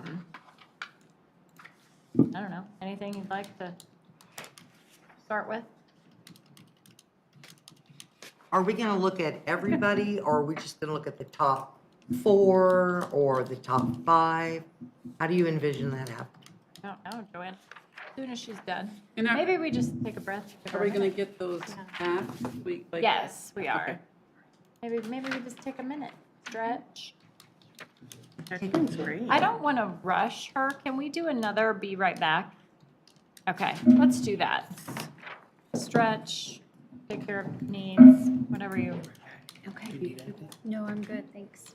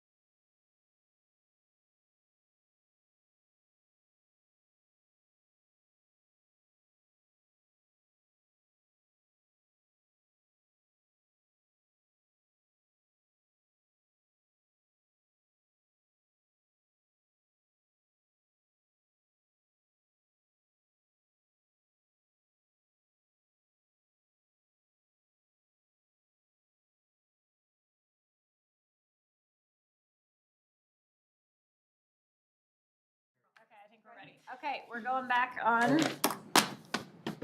So what you have your sheets and your notes and your feedback, and then you have everyone else's response. So I went through and just kind of, I don't know, circled everyone's top,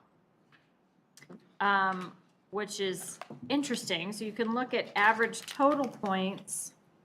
The person who received the most was Lindsay, right? She has the highest average total. That's a question. Wendy's not on my list. That's Richard. That's Richard. Well, I went average total points. What does that mean? Average.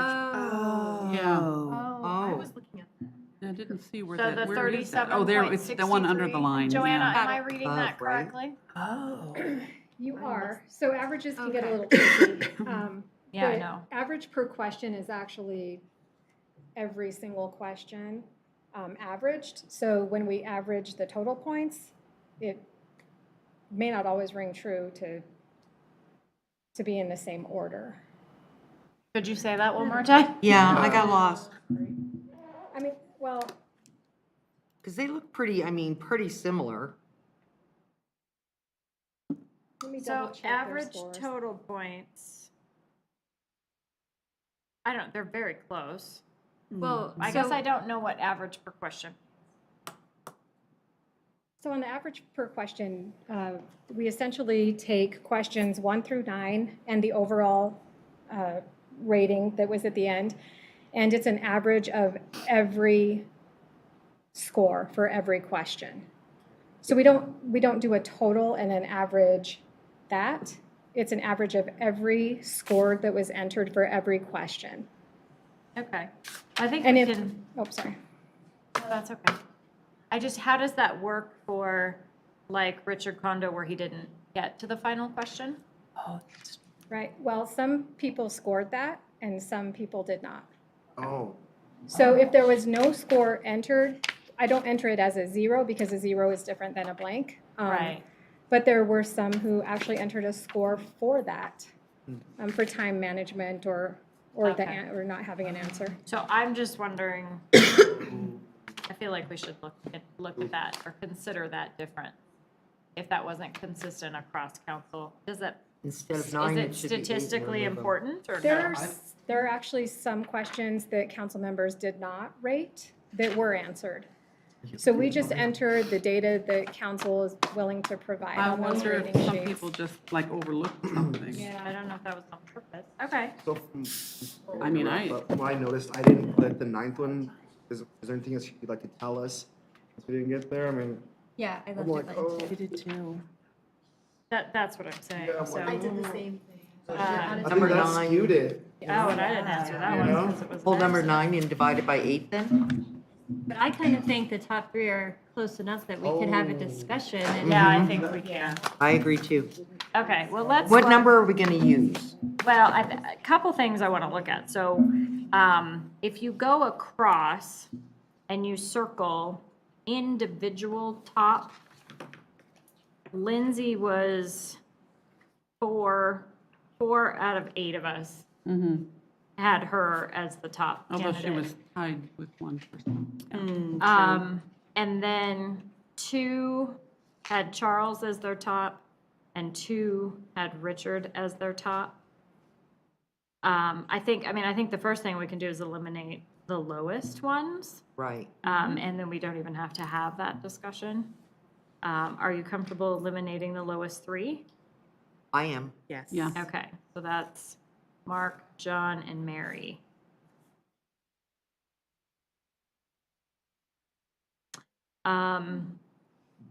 Yeah, I keep going back to, I'm trying to figure out how statistically to use these numbers. That's why I went to that strategy first.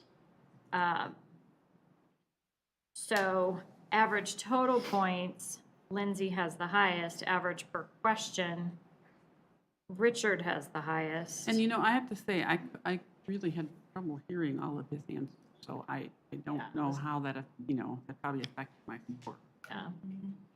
And 3.9 is not far off from 3.86. No. I'm just wondering if those are our top 2, if we have that conversation. between the two of them. How do you feel about that? Yeah. I'm good with that. Yeah. Gotta have a Am I starting top two? point. So maybe go back to your Oh, notes and yeah. find Richard and Lindsay and just kind of refresh. Now, can I just try to verify? I'm not sure, but it seemed like Lindsay was reading her answers. Is Uh-huh. that? Yeah. She prepared. And so it was a little hard because she went through everything so quick. It was really Oh, I hard wrote that down to too. take notes Yeah. because it was. The thing I get, oh, can I talk now or no? Well, that's what we need to process. So how about if we'll start with Councilmember Walker, and let's just pick Lindsay and give us your impression of Lindsay, and we'll go around the dais, so we're not kind of talking over each other. Thank you. What did I do with what Joanne did?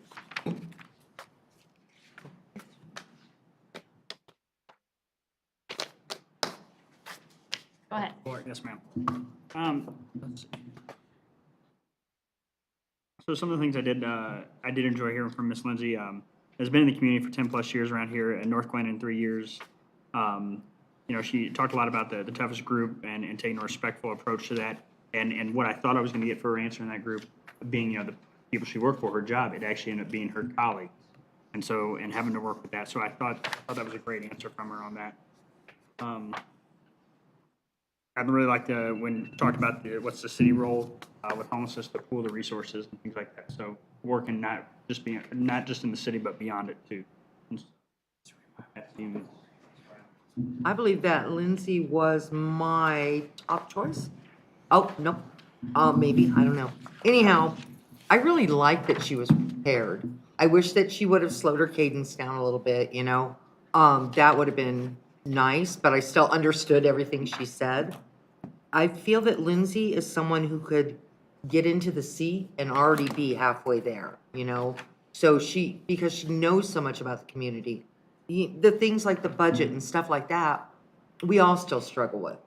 But she would be halfway there getting into the seat, which would be nice. That would be really nice. I love her passion for the community. I get it, since I have it also. Her homelessness question or answer was spot on. And I liked how she answered it as collaboration with Adams County, because that is the truth. We can't do something by ourselves. And to already recognize that, again, that's a point in her favor in my book. I actually scored her very high. I scored her, I think her overall was a 5. I think that she would make a really great city council person.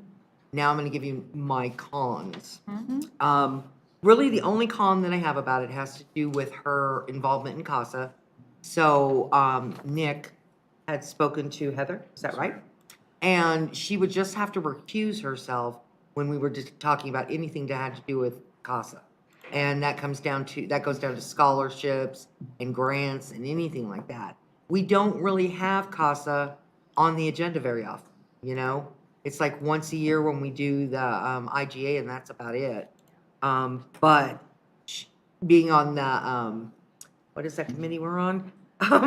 Scholarships and grants, the outside agency, she wouldn't be able to do something like that because she'd have to recuse herself from everything. But I think the thing that excited me was that she could sit in the seat and be halfway there. And I think that since this is only a 2-year role, really, that's really important. Well, at first I just would say that Lindsay did reach out to me and met with me last week and asked me questions about, you know, what would it be like to be on city council and things like that. So that was in her favor, in my opinion. I liked a lot of the things that have already been said. She definitely did her homework. I guess a concern, I mean, the CASA thing, I think we can work out. I don't think, and I think that's a plus and it could be considered a con. But I think maybe the only con I would have would be that she has not been in Northglenn for very long. But she has worked, you know, in the area, in the general area, and seems really familiar as part of her job with a lot of the, well, not a lot, but some of the concerns that we have. And I think she would be able to step in as a city council person pretty easily.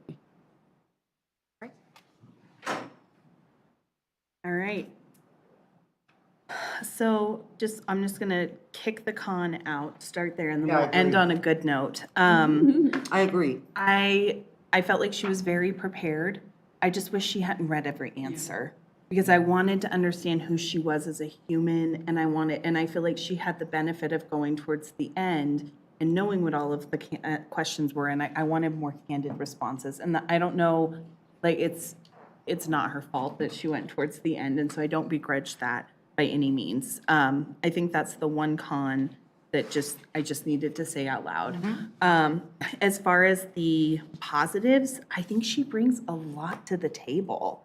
I mean, in terms of her community connections and her understanding of a lot of the resources that are available to our more vulnerable community members. And I think that she'll be really helpful in brainstorming and being a thought partner for us in thinking about how we put those connections together to build something bigger. So I think that's positive. The other 2 points that I just wanted to quickly make about her is one, is that I heard her mention data and metrics more than once. And I really appreciated that because everything that we do is driven in some way by a metric or based on information, right? Like as council members, we don't just pick solutions out of the sky and see what sticks. And so I appreciated that approach. And then finally, I heard her say the word collaboration many, many times. And I think that anybody who's going to be successful in a city council role has got to be able to navigate some tricky conversations and be able to collaborate in order to reach the best decision. So I thought she was great. I'll skip myself. I actually have notes on the same things as you, Mayor Pro Tem, in terms of the one and the only comment I had was that she did read her notes. And I think all of us felt that just because I feel like I wrote as a pro to that she's organized and prepared. Yeah. So I think that's just coming from her, her perspective as somebody who's prepared to organize. So I do wish that she had maybe not read her notes. But with that being said, she was extremely prepared. I feel like she is definitely a team player. I like that she mentioned having a different perspective a couple of times on the bias question, and was pretty much the only one that answered it that way, that you really can't eliminate bias. And I thought that was a really unique way to look at that. And the way you work through that is through training and collaboration and things like that. So I thought that was wonderful. She had some really great notes on the cause of points on the cause of homelessness and what role the city has in addressing the issue. I thought that same thing, listing metrics is very important, and she did mention that a couple of places, having a list of resources. I think that she was really prepared, and she had tried very hard to understand what was going on in the city and reflected that really, really well. I think she's a problem solver. That was kind of the thing that I got from that, is that she would be a very good problem solver and would do a good job on council. And very nice personality too, which is also really nice. Thank you. And I agree with everybody here on everything that they mentioned, even the con. But I did notice in the beginning she said personal and professional growth, which means that she is malleable for the position. She'll listen. She'll, be able to learn from us and also bring that her own perspective as a social service, social worker kind of person working with CASA, which I think is a great asset. It's public sector. It's involved. It's one of the key issues that we hear when we talk to our constituents and they talk about homelessness and about social services. So, I think that's one great asset that she brings to the table.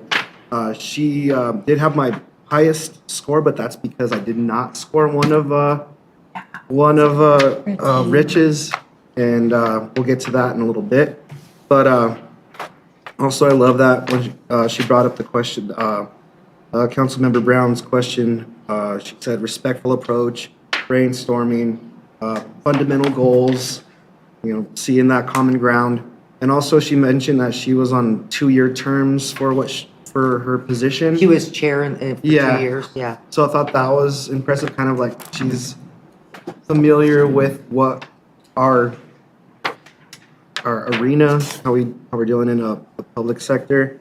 And yeah, I was impressed. Just the only knock was just the verbatim, I mean, if she would have presented it like more, differently, I know that's how she feels, which is great, but just if the delivery was there, I think that would have been like, That's her style. grand slam. Yeah, That's how you can tell that people yeah. So I don't have a whole lot to add going last. I agree with a lot of what everybody said. I absolutely loved how prepared she was. She took the time to go through all of the questions before she got here. I don't think anybody else was that prepared. I could relate. Reading it quickly might have to do with nerves, and maybe that's why she was so prepared. But at the same time, I was not able to take very good detailed notes because she was talking so quickly. But, her preparation does bode well for how well she would be prepared for meetings, which I think is really important. No concerns about the CASA situation. We had Joyce Downing on here, who is on the chair of Ralston House. So I don't think that's an issue at all. And looking at my score, she was my top. And even if I had given Rich a 5 on the question we didn't hear, she would still be at my number 1. So I liked her a lot. So, I mean, almost exactly what everyone else has said. However, my points, I had her like third because I couldn't keep track of what she was saying. So I have things like where I wrote, question mark, she spoke too quickly. Like I couldn't capture what she was sharing. And so I finally stopped taking notes and tried just to listen and score. And I was really frustrated by that. And I was frustrated by that enough that my points were lower. However, everything that has been shared, and I think Ashley, you bring up some really good points, it crossed my mind too. She was so strategic about being prepared. And she was so thoroughly prepared. And I was like, oh, God, that'd be great. Because, that is a huge part of serving up here. So I really do think she has what it takes. I think was disappointed in the, but it was also really smart. I mean, it was really smart for her to have thorough answers prepared. I just wish I would have heard them all at a depth that I could say. So now I'm going to go in reverse, so it doesn't happen to you. So Ashley, you can go first on Richard. Okay. I think we all had the issue with being able to hear, which was unfortunate because he did have really great answers when you could hear them. Sorry, I didn't have everybody going to prepare, but time management was an issue. We didn't get to the final question, which was unfortunate. But, I thought he had great answers. I don't have too much else to add, I'm sorry. Jay, you want to go next? Yeah, so Rich was the highest on my average per question, but a statistic is, probably because we discussed that earlier. But anyway, for just a con that I can think of right now, because he did so great, I feel like on all of his answers was, will he have the time? Is he going to be too busy? He does seem like he's a very, busy person. I know other people, we all go out of town on business. I hope he's available, I thought he brought up a great answer for Councilmember Witkovich's question on diverse dialogue, full range of possibility, come to an agreement, decide and commit. Like it sounded like he's able to listen and also be able to be okay with the question if the answer isn't exactly what he'd want. And what I thought was refreshing too on the Councilmember Lukman Hiramasa's question was he said that as a military person, he took the blinders off and got rid of tunnel vision, And I thought that was very interesting because, you know, you hear like from people that have been in the military, they say, you know, sometimes you get taught a certain way to think, or maybe you don't hear every narrative. And I thought that was very refreshing as somebody who's been in the military, as many of my family members have, you know, explained to me too. So, onto the second page, being open-minded, as I mentioned before, on Councilmember Goff's question, he mentioned that. He said there's multiple right answers. That was interesting. So that's a quote that I thought was really interesting, working hard together. Not to burn bridges, looking through a different lens, so that goes back to that. So, sorry, I wasn't prepared. I kind of was looking through. Trying to our answers. Yeah, so I thought it was great that he also looked at like our, you know, 5-year plan and like pillars and vision of Northglenn. Like he did his research too. You know, he's an intelligent man, you can tell that. And he was prepared, and his answers were very thorough. We went into overtime. So, yeah, and I mean, he also looks at he's looking at the smaller scope to him, you know, just our trails and, you know, vandalism and things like that, which, you know, he's probably, someone who goes to our parks and things, you know, that's something we think of. But yeah, I thought he was very impressive, and also well-spoken and thoughtful.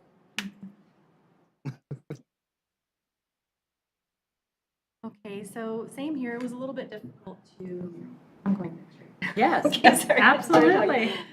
It was a little bit difficult to hear him, but I still think that I got enough of the content of his answers to really, you know, feel strongly. He would have been my top had I filled out that last question as well, which I did not. So that would have bumped his score to my top person if I had done that. So with that being said, I think that he could bring a lot of great qualities.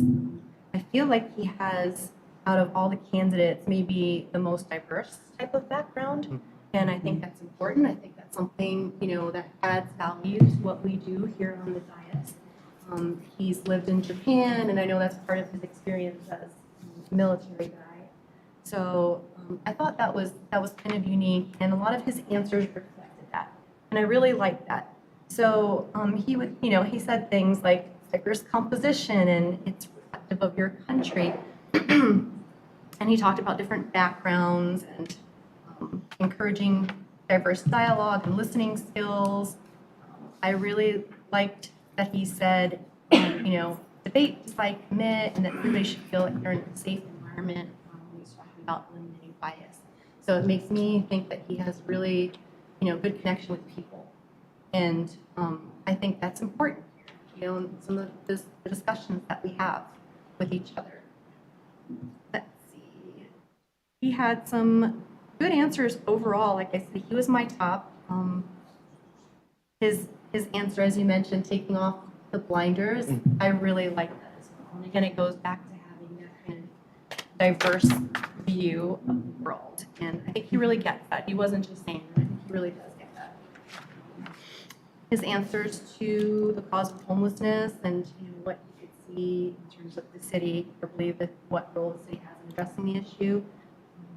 I thought it was great that he drew correlations between his experience in the Stand Down, I believe it was called, and our winter housing program, and mentioned continuity. So I felt like that was really solid connection to what we're already doing. On the second page here, sorry. That's okay. Don't burn bridges. I won't repeat the rest of it, but overall, I think that those were probably the strengths that I liked most of. All right, I'm going to follow my same pattern of cons first, and then I'll go to the positives. Cons, I wish he was in front of us so that I could really, we could just interact with him. I feel like you lose so much, as we all know, from being behind a computer screen. And it was tough to hear him. There were so many times where I was like, oh my gosh, I don't want to miss a word. But I did. I missed a lot. So cons aside, pros, I thought he was so thoughtful. I felt like he was really prepared And, you know, the answer around, I think to Jay's question around funding and him saying like, you know, we're hiring a lot of people, and like to be able to recognize that and like be thoughtful about like how we're planning for the future, I think is really important. Especially to highlight that in an interview, like just tells me a lot about what he's thinking and how he approaches things. I loved his sense of humor. I appreciated the sense of humor because, you know, I have been cracking up all night. You know, Joe's head is the mayor, you know, Joanna and Heather matched tonight. I mean, just cracking up, and it's okay. Mine melts. It's great. But I think that I think it's important to have a sense of humor and not always take everything so seriously. And I will say I absolutely loved his answer to Catherine's question, and talked about being collegial and, you know, wanting to understand issues and approaching things with an open mind. I mean, you know, yes, we need somebody who can dive in and do the work, but we also need somebody that we can work with. Right. And I just got that sense from him that he would just be a wonderful colleague, and that we would learn so much from him based on his lived experiences. So yeah, I'll probably just stop there. I thought that he had an excellent interview, and I mean, really would be a fantastic council member. Well, I don't know, there's probably nothing left to say. I had on here and I was waiting, sense of humor, nobody said that yet, and then you did. I know, I'm sorry. So I did like that. I mean, it's, you know, there's a kind of a, you know, a presence, a confidence or whatever that I think would be a benefit to the city council. He definitely did his research. I did, again, like the answer to the question that I had asked, comparing us to the Supreme Court. That was cool. If only we could always be that, you know, stately or whatever, but, so, yeah, I don't have anything that I would say it really is a con, except that it was hard to hear, and he wasn't here in person, so it's just, I feel like it's like comparing apples to oranges, because everybody else was here. I mean, I echo the fact that the only cons to me was that I couldn't hear him. But I gotta tell you, as I was leaning into the screen to hear it and making eye contact with him, and he wasn't just talking to me, I found myself engrossed in what he was saying, you know? It was like, I just didn't I wanted to hear everything. I think that was a disadvantage to him. And I also did not score number 9. So I think that skewed the numbers too. I was thoroughly impressed with him, and I just want to ask Joanna a question, and then I just want to take a minute. Joanna, he's on vacation, isn't he? He's on business. Oh, he is on business. Well, I don't think that should be used against him, because as we've all learned during COVID, we've all got lives to do, and sometimes we can't be here in person. And the fact that he made the time for the interview, rather than just going, oh, well, that's not something I can do then. I found that to be comforting. I really liked him. I did really like him, and he was my top pick. And if you were to remove number 9, he would still be my top pick.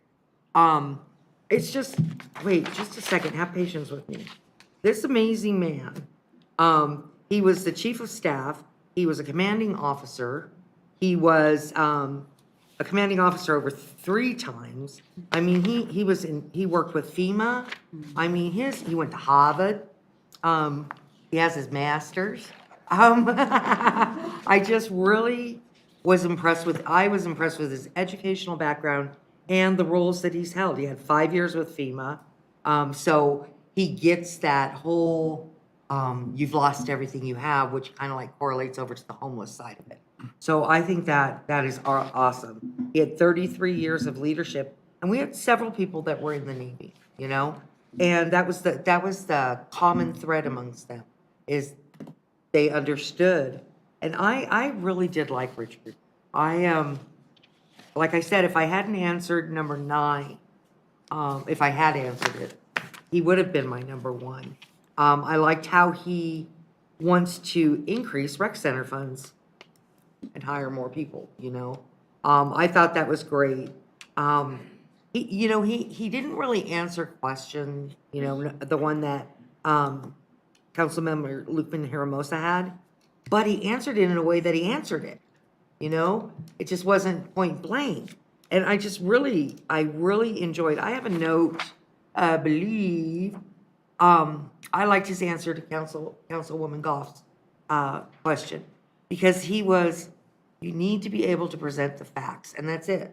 And if you lose, and you're unable to, before the vote, you know, get others to understand your side, he understands that. And he specifically said, everyone has a different approach. And I felt like he would be one of those people that I like to bounce off people. You know, that's why Jenny and I don't get along very well. I like to bounce off people. And I really felt that he was somebody that would be invested, and I could bounce off, and he would have some really good ideas. We could all bounce off him, but I mean, from my perspective. It's your turn. Yes, ma'am. I won't echo too much. I really did like his answer about the Supreme Court, about not burning bridges and you know, how we have to work together. One of the things I did really like was he's really the only one that talked about business and, you know, capitalizing the city and our assets here. And even in his resume so much, he's got some things about addressing security and safety and things like working with the police department that other cities are already doing that I didn't see any of the other applicants. So I really like what he brought to the table. His perspective, and let's not forget he's been here for 38 years, so he's well invested in this city.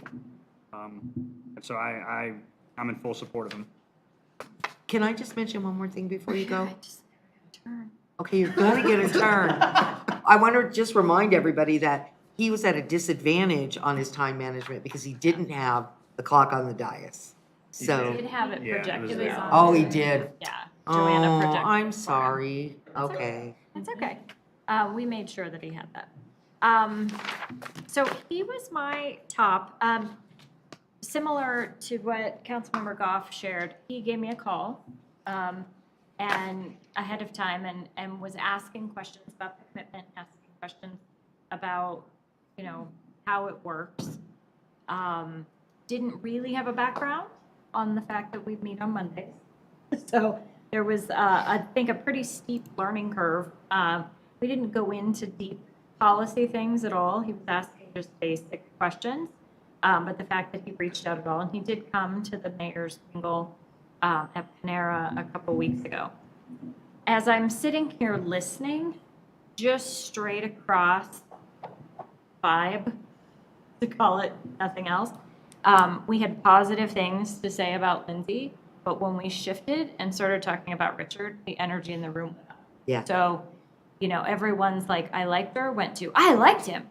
And, you know, yeah, she was great. Wow, he was smart. Like, there was just this energy increase that I wanted to call out because it was across the board as soon as we shifted. The everything that everyone had mentioned, but sense of humor, I thought was his biggest strength because he was at a disadvantage in a Zoom. And the fact that he was able to kind of keep that kept the personal connection with me, where if I'm comparing the other two, I had a personal connection with him and his conversational flow, and I wasn't getting that with Lindsay. Right.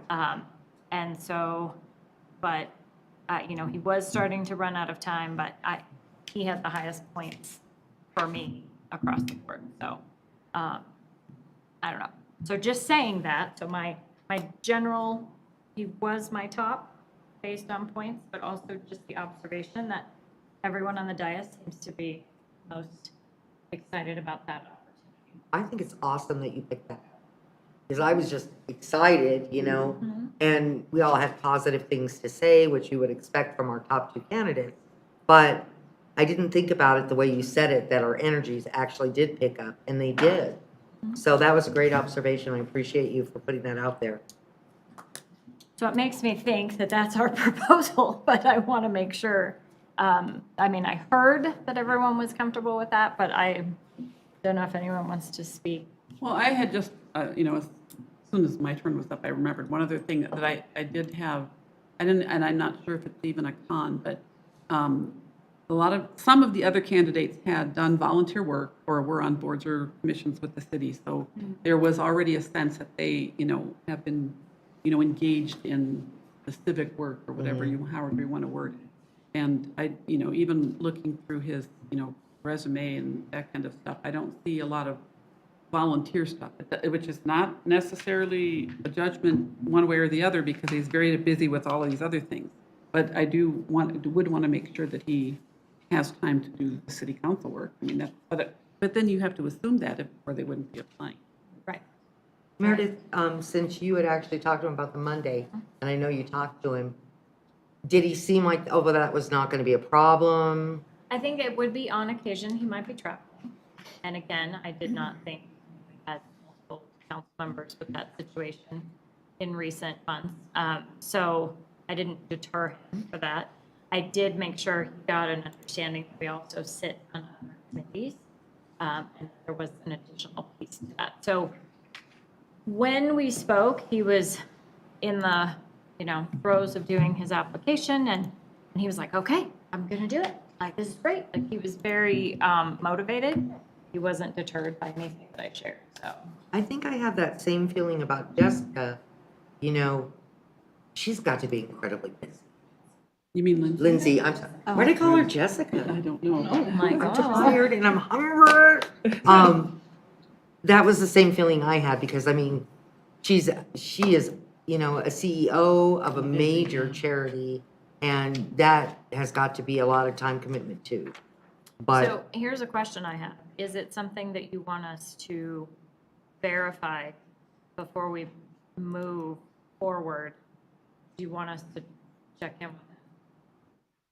Say, hey, is this a commitment you can really keep? Do we have an idea of what we would tell him about the other boards and commissions? Is he just going to step into Julie's or? Oh, no. See, yeah. yeah. That's what I thought. We'll just give him, if we choose him, just give him some easy ones. I would, planning commission, that's a really easy board. There are boards that we have that are don't suck the life out of you as much as some of the other ones. Are you wondering something? No? Me? Yeah. No. Oh. I was actually thinking about orientation question that I'll ask you guys in a couple minutes. Oh, okay. I don't think we should contact him or her and make sure, to me, it would be like, do you really think you can have the time to do this? really want this job? Yeah. I just wanted to check Yeah. because I heard a question. Well, that was just me.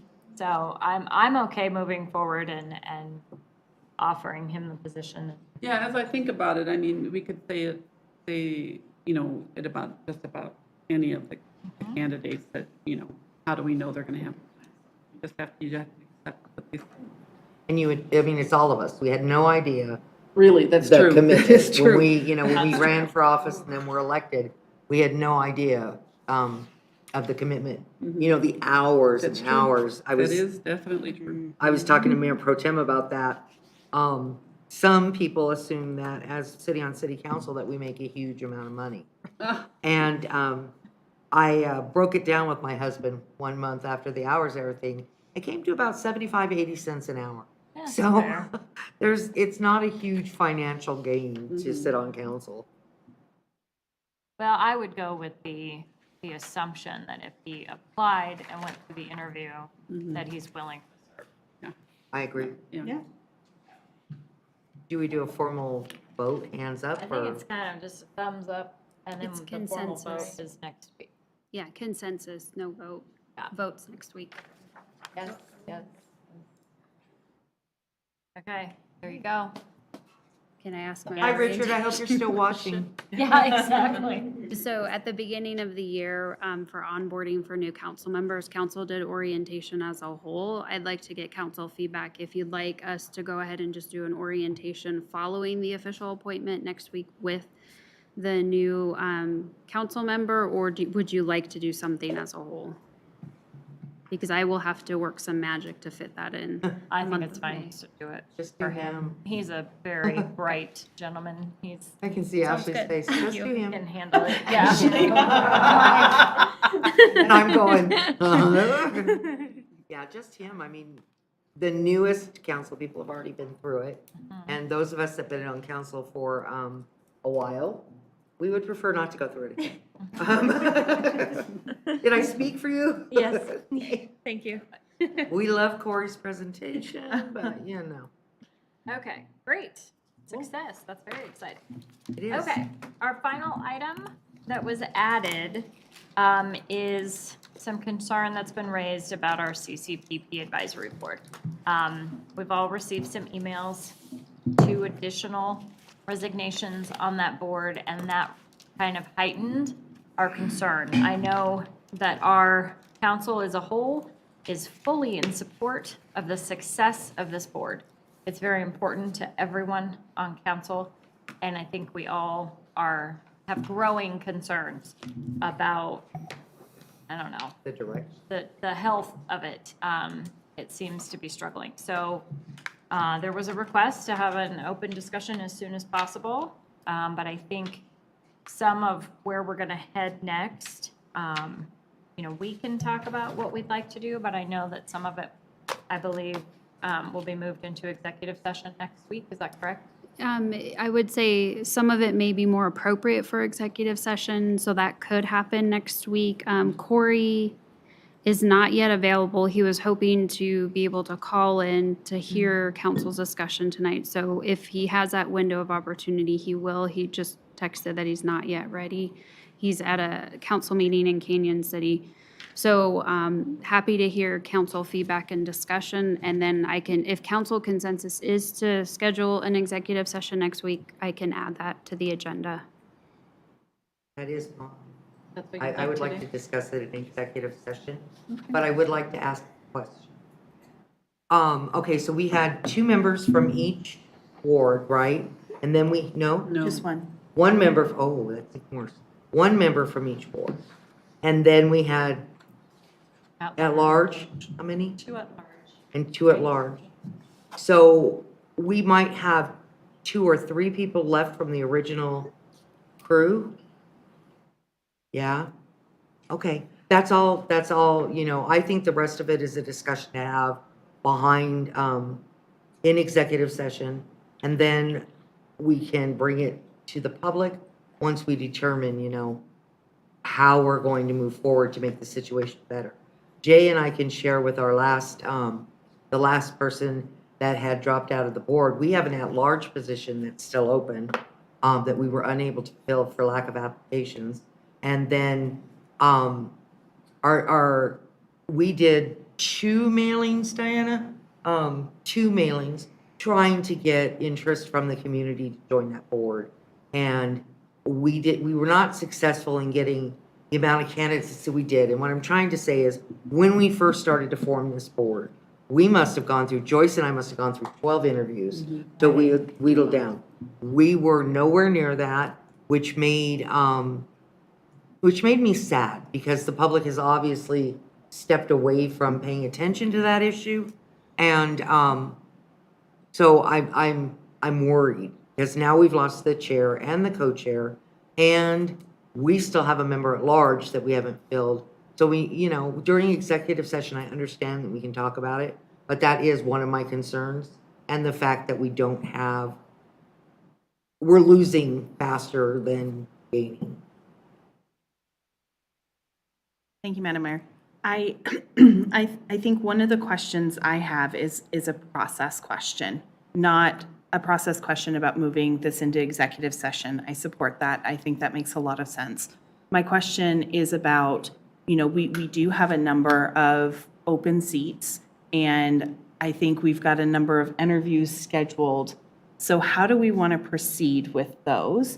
Because my fear is right now, I think there are a lot of questions and a lot of conversation that needs to be had. And I'm also a little worried that, we formed this board and everybody took a piece of interviewing and we put them together and we built out a really diverse and representative group that looks like our community. And my fear is that right now when we're backfilling some of these seats, that we're building a board that's not as reflective as our community. And so I'm wondering, can we pause and have these conversations and figure out how we're going to move forward? Or do we have to fill these seats? You mean pause the board? No, pause the interviews for the new seats and have a conversation about how we move forward and how we ensure that we do have membership that looks like our community and is like fully reflective. I am totally good with that, from my perspective. I am also, good with pausing the board for, you know, a month or so, so that if it's possible, so that we can try to make sure that we're recruiting and not making, you know, we're getting those diverse people on the board. Gives us a little bit more time to pull things together, and since we have so few members left, and we've done it on other boards, boards and commissions, where we just put the brakes on it for a minute. Let's go back to where we started when we created this board and dig it out from there. So it would almost be a restart when we came back, because the people that we bring onto the board will have to go through training. They'll have, you know, with the police department, and I think with this number of people, we need to make sure that we're aligned in getting that done and stuff. So I don't know if that's possible with this board, but I would suggest putting a break on the board. So I have connected concerns, because we do have interviews scheduled tomorrow. How many people are we interviewing? Four. So I don't know, and I think that's where the issue with Corey not being here, I guess what I was trying to find is the actual ordinance to see if we have time, or can it be a council decision to press pause? That's okay. So the ordinance says that council, once there's a vacancy, it's 45 days to fill that vacancy. So we were past that with Ward 2, simply because we were trying to find more applicants. And we are past that with the current at-large vacancy as well. So there's not like a penalty for it, but we are. We're penalizing ourselves. Right. Since we wrote the ordinance. But can we put a, It's very interesting. It did not even cross my mind today to press pause on this whole thing. That probably is a terrible idea. I really think we should. I think that, you know, council owes it to our residents to keep the integrity of the board that we promised them. And from what I've read and the contacts that have been made to me, I think we need to sit down and really look at the board and give it some, give it some additional thought. I'm totally concerned that we have lost our chair and our vice chair. And I'm very concerned about why we lost them without going into details. And I want to make sure that the people that we do bring on board to do it, one of the concerns was they felt that they weren't properly trained, and they didn't have a good orientation. Well, let's make that better for our next group that comes in, And like I said, I think council made some missteps. And, because this was the first time this council had ever created a new board. And it was the first time that Northglenn had created a new board. The and diversity commission. board. Right, but that was, both of them, Oh, okay. both of them together. And one is more successful than the other. Right. And so that's a really interesting thing. They did come about, one right after the other. Yeah. So I have a question for Heather. Because it does sound like we might be heading into executive session territory. Is there, I guess maybe the question is, because we don't have to decide today, this is just study session, brainstorming. But if you could reach out to Corey and find out what would need to be done to sort of press pause and regroup on this particular. I think the answer is yes, you can press pause procedurally. How you do that, given that CCPP was created via ordinance, we can figure that out and he can provide that guidance. Okay, So I if haven't- there's something that he wants, advises council to do in the interim in terms of, like length of time of hitting pause and that sort of thing, we can figure that out and then bring that back to you next week. Do you want to check? Yeah. Thank you. And Mayor, had my hand up for a while. I definitely agree that, I mean, first of all, I want to reassure to all of you that I am committed to the success of this board, like you all are. And that is first and foremost what I agree needs to happen. There are definitely some things that are better left for discussion in the executive session. But I wanted to address your concerns in terms of the training, and that is, let's just say that steps have been taken per council direction, previous council direction to improve that. So the training already has been improved, and there's an orientation dinner, depending on what happens, that is supposed to actually improve that process as well. So I'm happy to discuss that a little bit more, but I just wanted to let you know that you may not be, or maybe all of you are not aware that there are steps that are actually being taken, and there are some reasons for some of the things that are occurring, and I absolutely agree with that.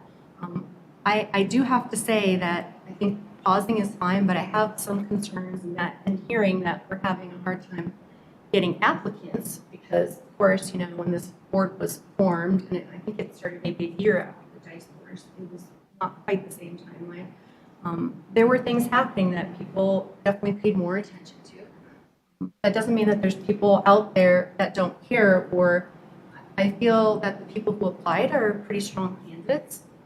So I would be concerned as to just completely dismissing those people who took the time to apply, to turn in their resumes and to schedule interviews. I just, you know, I felt the need to say that I don't know that there's any harm in interviewing people who are strong candidates and are interested, especially if, you know, the Ward 2 opening was vacant for so long.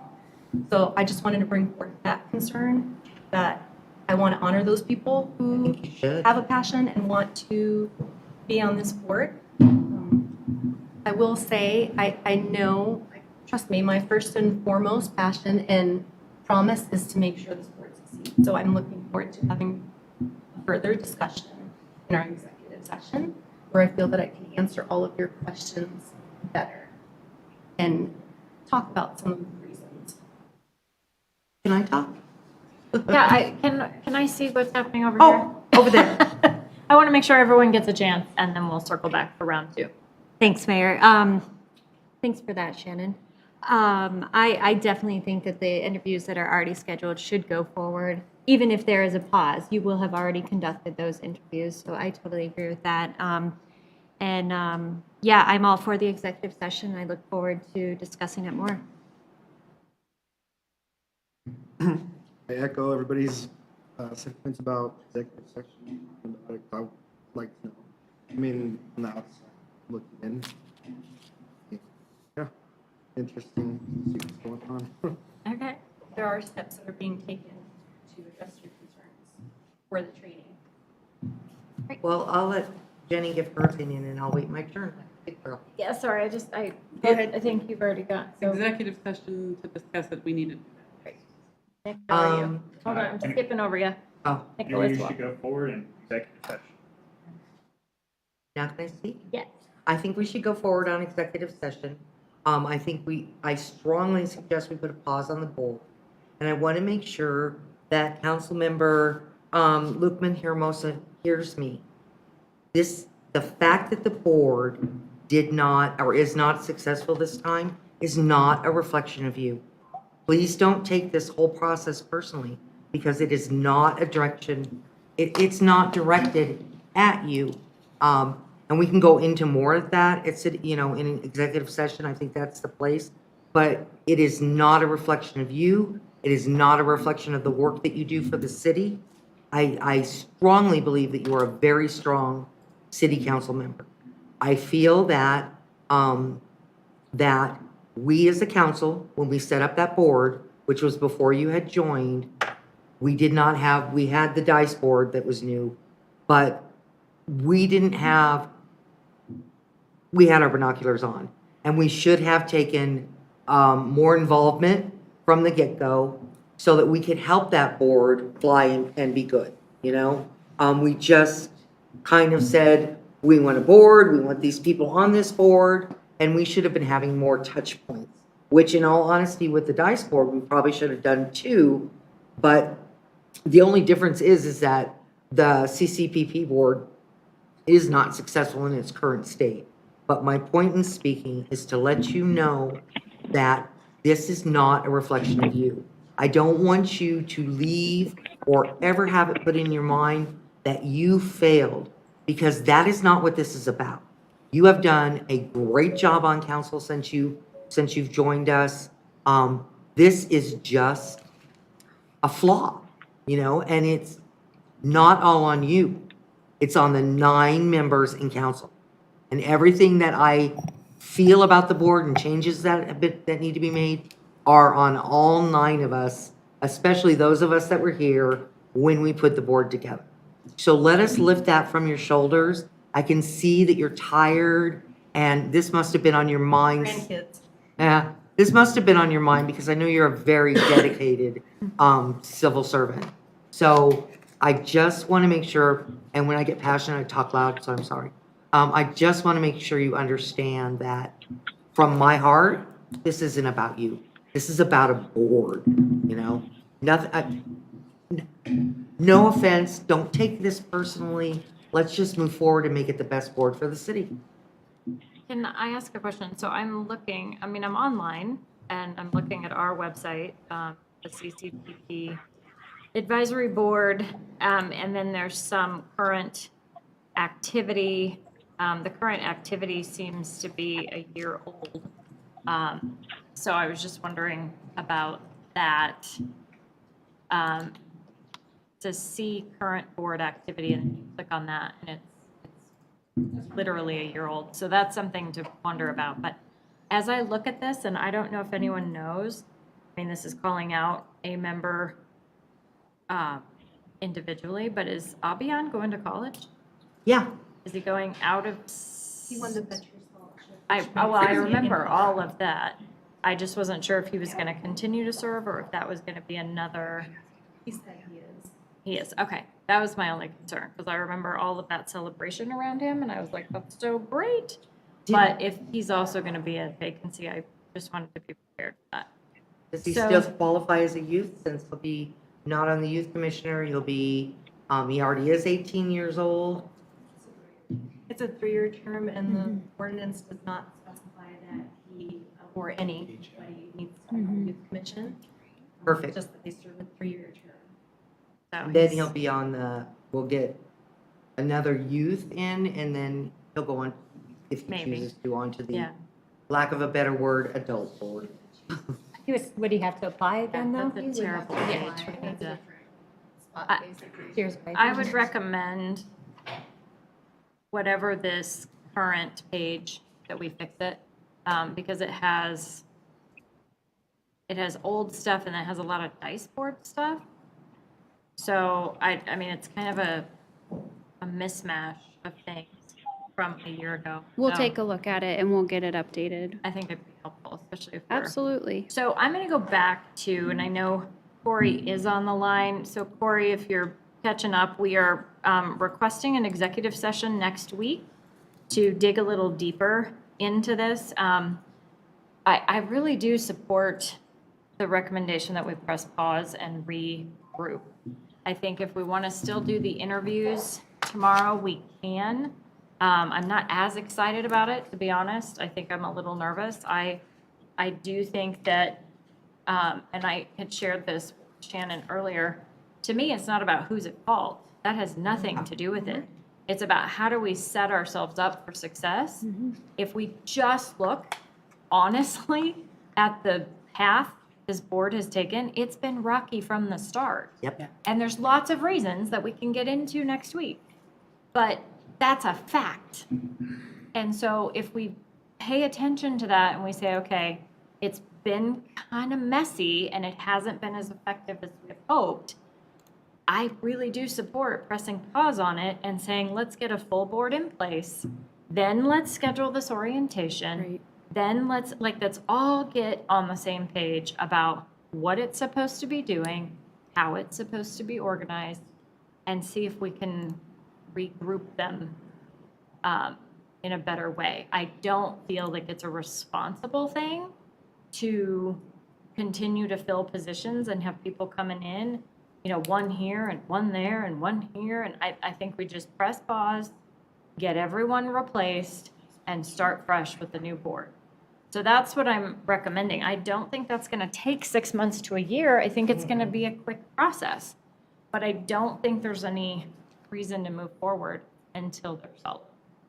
No, when you said get everyone replaced, you didn't mean everyone Not that's everyone. currently on the No, board. no, no, thank you for clarifying. I just- I I am didn't not, think so, if but- you're listening, I am not wanting to get rid of everyone. No, but if we have, we have a vacant Ward 4 member, or is that You just have not a updated? vacant Ward 4 and then 2 at-large vacancies. And then, okay, Two- that makes it current. So Yeah. that makes it current with the people that resigned today. As of today, yes. Okay, so there's 3 openings. Correct. Got it. Okay. I think 3 is a significant number. Well, doesn't it bring it It's down? to not having a 1/4 quorum? of the board. So, Yeah, they wouldn't have a quorum to move forward. Half the residents. Yeah. well, They might have- I just think there's potential to Yeah. set them up for Uh-huh. success. I if think take we a should. step back. I think we owe it to them. So, I absolutely agree with all of that, and I'm not taking it personally. Good. So, yeah, it's about who's on the board. I still feel strongly that we should interview the people that wanted to apply, even if they end up waiting for a while. I just don't want to lose them. No. Because they all seem like strong candidates. I think we should continue it. I think we should roll it open and make sure, like Diana did for us, that it's, you know, going out. And I do think that you should handle your interviews. It'll give you an idea. I'm know. not thrilled about it, but I'll do it. I'm sitting in a really unsettled place with this board, so it makes it really hard to be like, hey, you want to join this mess? Like, I don't feel comfortable doing it. But if it's what council wants, I will. I can go either way.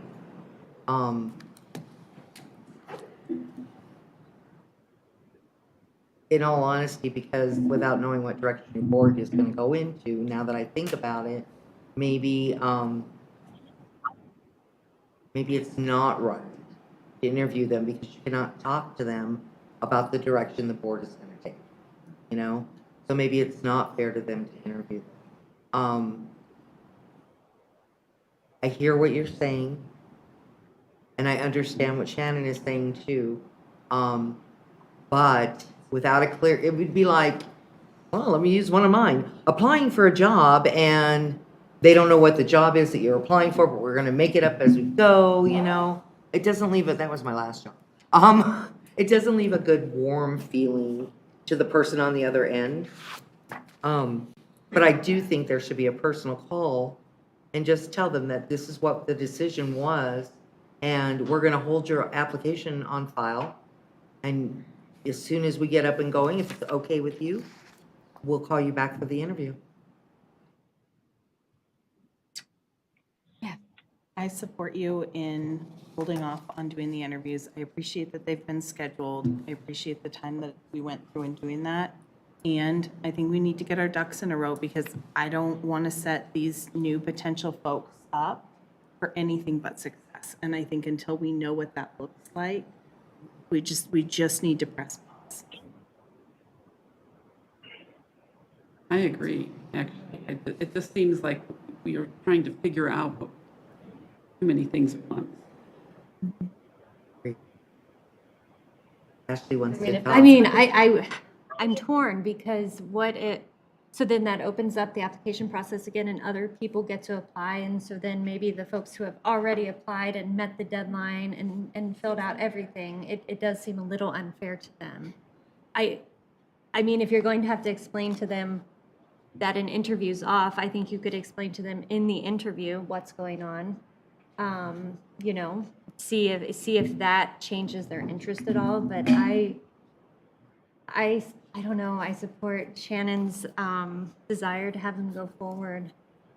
I wonder about the word unfair. I don't think it's unfair to be transparent with people and say, we're just going to push this until we can meet as a council and have a discussion about what this is going to look like. I mean, we're doing a lot of we're not saying all the things tonight because we're waiting for next week. And I think it's important for us to have a full conversation in order to move forward. And it really does just, and I don't think it's unfair. It's a volunteer position on a board. It's not a job where they're expecting a paycheck. Like, it would be unfair if we were like, well, we want you to work at McDonald's, but now we're gonna push it for 2 weeks and you don't get an income while you wait for us. That's totally not the situation. So that's why it doesn't feel unfair. I think we can say, this is the situation, and if they're paying attention, they're either listening or they're knowing that things are a little unsettled. And I don't know if I was applying to be on a board that I would want to be on a board that's this unsettled. People could be motivated by it though as well, you know, to want to get in there and make it better. But I guess the unfair part that I'm thinking about is, I don't know how many interviews are scheduled for tomorrow, but presumably these people have already prepared for them and they've set aside the time, and I guess they knew they were applying for one at-large position, and now, was it the at-large or was it Ward 4? At large, but Okay. they happen to be, I think all of them. Oh, wow. And then there will be another at-large.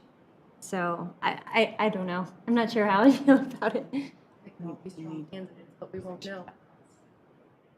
No. I mean, So the other thing I'm not comfortable with is saying we have these 4 people and they're Ward 4 and we could pick 3 people from one pool. I don't, that does not make me comfortable. So I think we need to run this process clean. And I think that's where I keep going back to, we've got to back it up. It's just, this is more and more I'm getting uncomfortable with this, and partly because we have too many unspoken things right now. So I appreciate all the comments, and I feel like some of you were on the fence. So, and I know how we feel, but I understand because you're right. You are correct when you say that there's that's the reason. So, and I feel like everybody needs to have that meeting so that we can talk about some of the things that are in place to improve this. I don't know. I agree with transparency. I agree if the interviews, if hypothetically if they were to move forward, that they should know that, you know, this is the state of the board right now. But again, I will, you know, I'll defer to you. We are meet, and depending on that, we will reschedule your interviews for a week or 2 so that we don't lose them. At least for one of the positions, we reopen it. I know, but you know, there's 4 strong candidates from their resumes, and I know maybe unfair is not quite the word, but they did step up to, and if they have been following the board, then yeah, they do understand. But we do need to talk, right? I Yeah. agree, and with everyone on that. Meredith, you are like on a roll tonight. Because you mentioned, and I think Jay can feel my pain. You have 3 roles, 4 applicants. It's not enough, even if they are all hot and on fire. It's not enough because we, you know, and you know, we had you need to fill this role, and I would have liked a few more applicants. She's going to do a wonderful job. You know, we really liked her in the end. But the pressure to fill the role and things, 3 roles, 4 people, I don't think that we're at that point. I don't think the assumption was that those 4 would fill all 3. They're just for the one at-large position, and then there would be an application process for the second at-large in the Ward 4, right? I don't want anyone to think I was suggesting. Communication comes around because we were in a fill 'em, right? We're over the 45 days, where we don't have enough applicants. And so, yeah, there was mention that if there's 2 good people, then we can pick two from this pool. Oh. And I really think we should back up enough that we send out, and this is, you know, future planning, but that we really get into community communication. Maybe, you know, I'm sure Diana has wonderful ideas, but how to get it out there in a more deliberate way that people truly understand the purpose and how their service is important, and try to get more applicants so that this can be the diverse board that we set it out to be. What boards were our chair and co-chair? So they were both in. Well, one four. was an at-large, they were in Ward 4. Well, the last two, the ones that sent us were the and the coach, or the chair and the co-chair. Okay, and then you have been at large in 4? Yeah, and I think what I'm hearing is we're all very passionate and we all really want to make sure that this board is successful. I think it's almost 10 o'clock and we're all overthinking this a little too much. I think the consensus that I've heard is that we need to have our conversation next week, and I don't think it hurts to pause for a week and get our ducks in a row and figure out how we want to move forward. We're not talking about 6 months, we're talking about a short amount of time. That's what I'm hearing, Mayor. Mayor, can I ask council one question related to that? There's a timing consideration that I'd like your input on. So the CCPP is scheduled to meet on May 10th and then on May 26th to do the orientation. So hearing that you want to hit pause, I'd actually recommend that you extend that probably during the month of May. The full month at least, and then you can extend that another month if you so desire, but I wouldn't leave it at, first Monday's executive session on May 9th, and then figuring out the steps that you'd like to see beyond that. Many steps to say we can get it done in 2 weeks, or we can get it done. I really see this as almost a 90-day process. Pause. Can I ask Diana a question really fast? Yes. I enjoy my Pepsi way too fast. Diana, can we do anything? I mean, we have Food Truck Carnival coming up. Can we do something at Food Truck Carnival to promote this board? To get people back interested into it? We can. This has been surprisingly difficult to fill our vacancies. When you first chose to have this board, in law enforcement was really high visibility. And now that visibility has faded, and in general, our police department actually is rather well liked and supported. So there's no sense of urgency. So it's very interesting to me, just like you said with the DICE board, it tends to fill you get a lot of interest, but kind of struggling with PD. Doing a direct postcard to every household like we did for your ward and not getting any applicants, I mean, 0. That's very rare. We fill our stuff, man. If there's public interest, people come. So I'm running into a little bit of a brick wall. If you decided you wanted to kind of revamp, we could do a citywide postcard again. We can always do a flyer and have stuff at the city booths. We're gonna have all of the Groove Grub and local gov events where we can promote it as well. But I have to be honest, that I feel like that sense of urgency isn't there, so we struggle to draw people. The other thing is we're not very definite on, hey, here are the things that you're making decisions on, and part of that is they've spent a lot of time working on bylaws and had some turnover, so when people apply, it isn't like DICE where you're like, they had pride and they did this and they had a panel, because that isn't the purpose of the board. The board is to be advisory, and that's much harder to define and explain to people. So absolutely, we can promote it however you guys can think of it, but I have to be honest, what we've done is pretty heavy and haven't got the response that we did when we first started this, primarily just because of the political climate, would be my guess. Could we get a booth at Food Truck Carnival? Call our favorite girl, Destiny, is that her name? What is her name? No, she's on your board. Deja? Deja, yeah. I'm not gonna get anybody's name right now. Get a representative from the DICE board and, ask, you know what I mean? To be able to, because we have a lot of people going through the Food Truck Carnival. Not all of them are in Northglenn, but we can self-promote that board with a, tent and a table and a chair, and the volunteers that are left from the board can be there. And Are we it sparked interest. confusing the two still? Why- If I have a member from the DICE I had the board wrong there? person on that. I did. Oh, I sorry. apologized for that. I had the wrong person Got it, assigned got to it. it. That's why I flipped it over to the remaining board members. Okay, gotcha.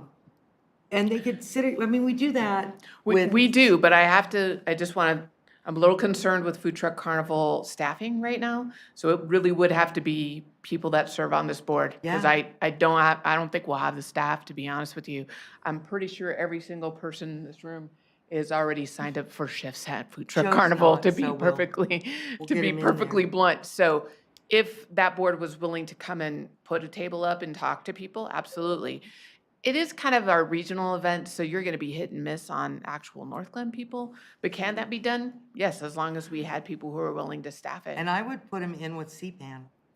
Let them share a tent, you know what I mean?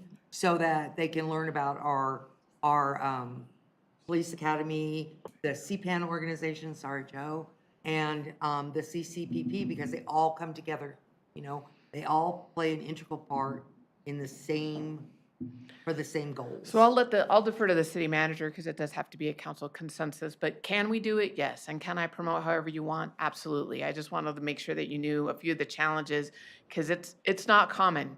We usually get people, we usually have good attendance. It's just not typical. I mean, you all just had board meetings, you had plenty of people there.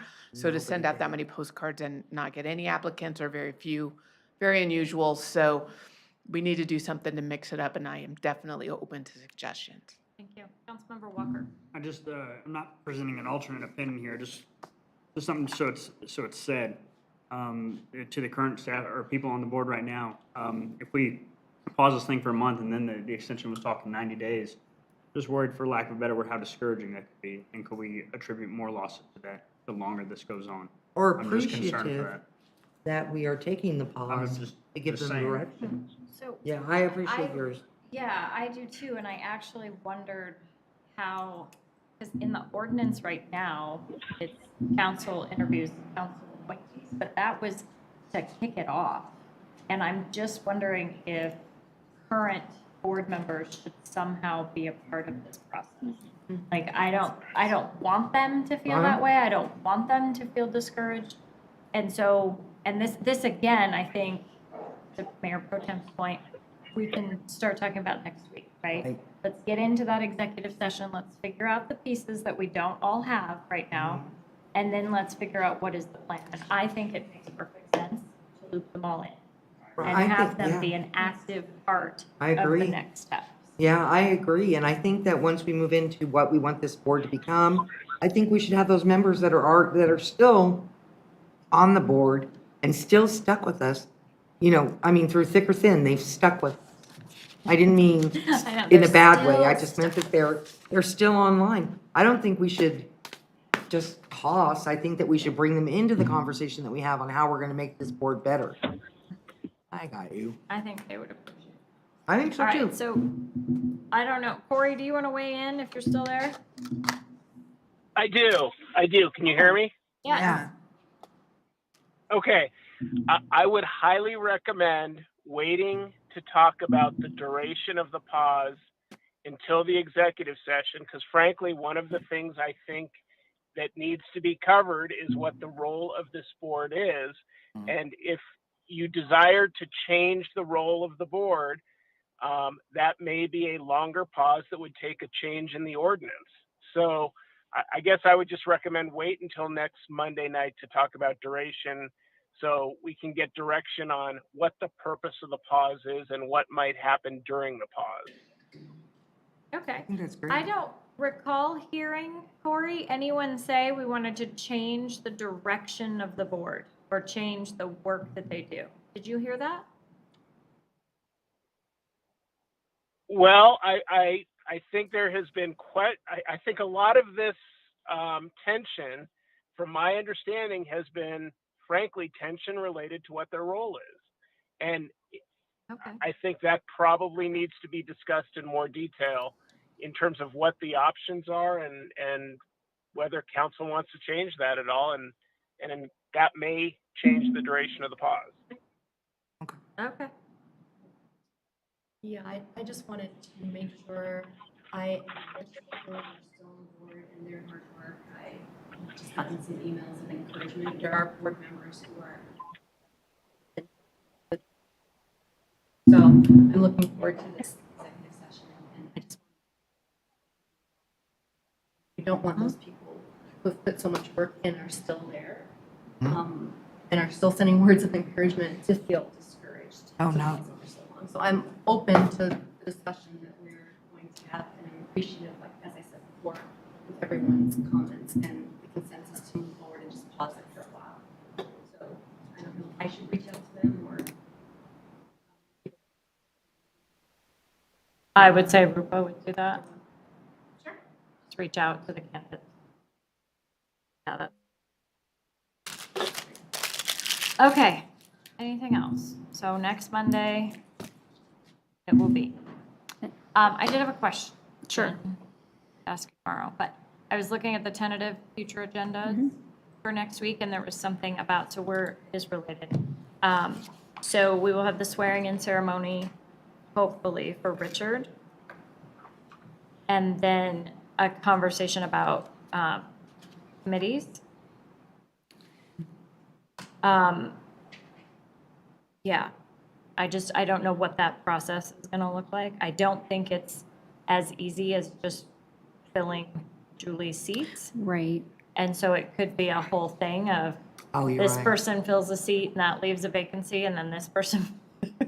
Like, I think it's more than just those three. Okay, we'll broaden that to just right now I have the 3 listed. And so we'll change the language on the tentative future agendas for next Monday's agenda. And it'll be a broader discussion about council liaison positions. So you and I had a conversation earlier about that. I don't know, Joanna, if we can go back to that Google sheet that you had made that had the days and times. So that if someone was making a jump to one of Julie's, that they could see the day and time, because that's part of the reason I couldn't do some of those. So maybe we go back to that document to kind of take a look. And then there's some that I just don't know if we need to have a conversation about dropping, or we just leave it. It's one of those easy ones, Becky calls it. So I don't know. I just wonder if that's a bigger discussion than. I think it's a bigger discussion that I'd encourage council to have at a study session. So, I mean, I can try to squeeze that into May 16th and move a couple things if you want to have it sooner than later. But if you want to start it next week and provide general direction of maybe you don't fill certain liaison positions, or however you want to do it, we're flexible and can help support you in it, so. Meredith, I think that we should hold off until the executive session next week to determine, committees that he may sit on or stuff. Because I think there's gonna be a lot of shuffle. Whoever picks up any of Julie's stuff is gonna have to drop some, and then that's gonna be available, and then we don't know what's going where. So I really do think it should be pulled from the agenda next week, done for a study session the following week, because it's not as, and correct me if I'm wrong, but when we chose our assignments this time, we didn't do it right after we got, our new people were sworn in. Pretty close. It was close, but it wasn't that night, like we've always done it. No. So I think we should pull it from the agenda and wait until after the study session, or not the study session, the executive session, and then put it on the study session to talk about. Okay. I'm fine with that. Sounds Okay. like there's support for We it. just have to move some stuff around. Yep, I will do that. Thank you very much. Okay. Great. I think that's it. Yay. Night. Joe Brown, are you awake, my love muffin?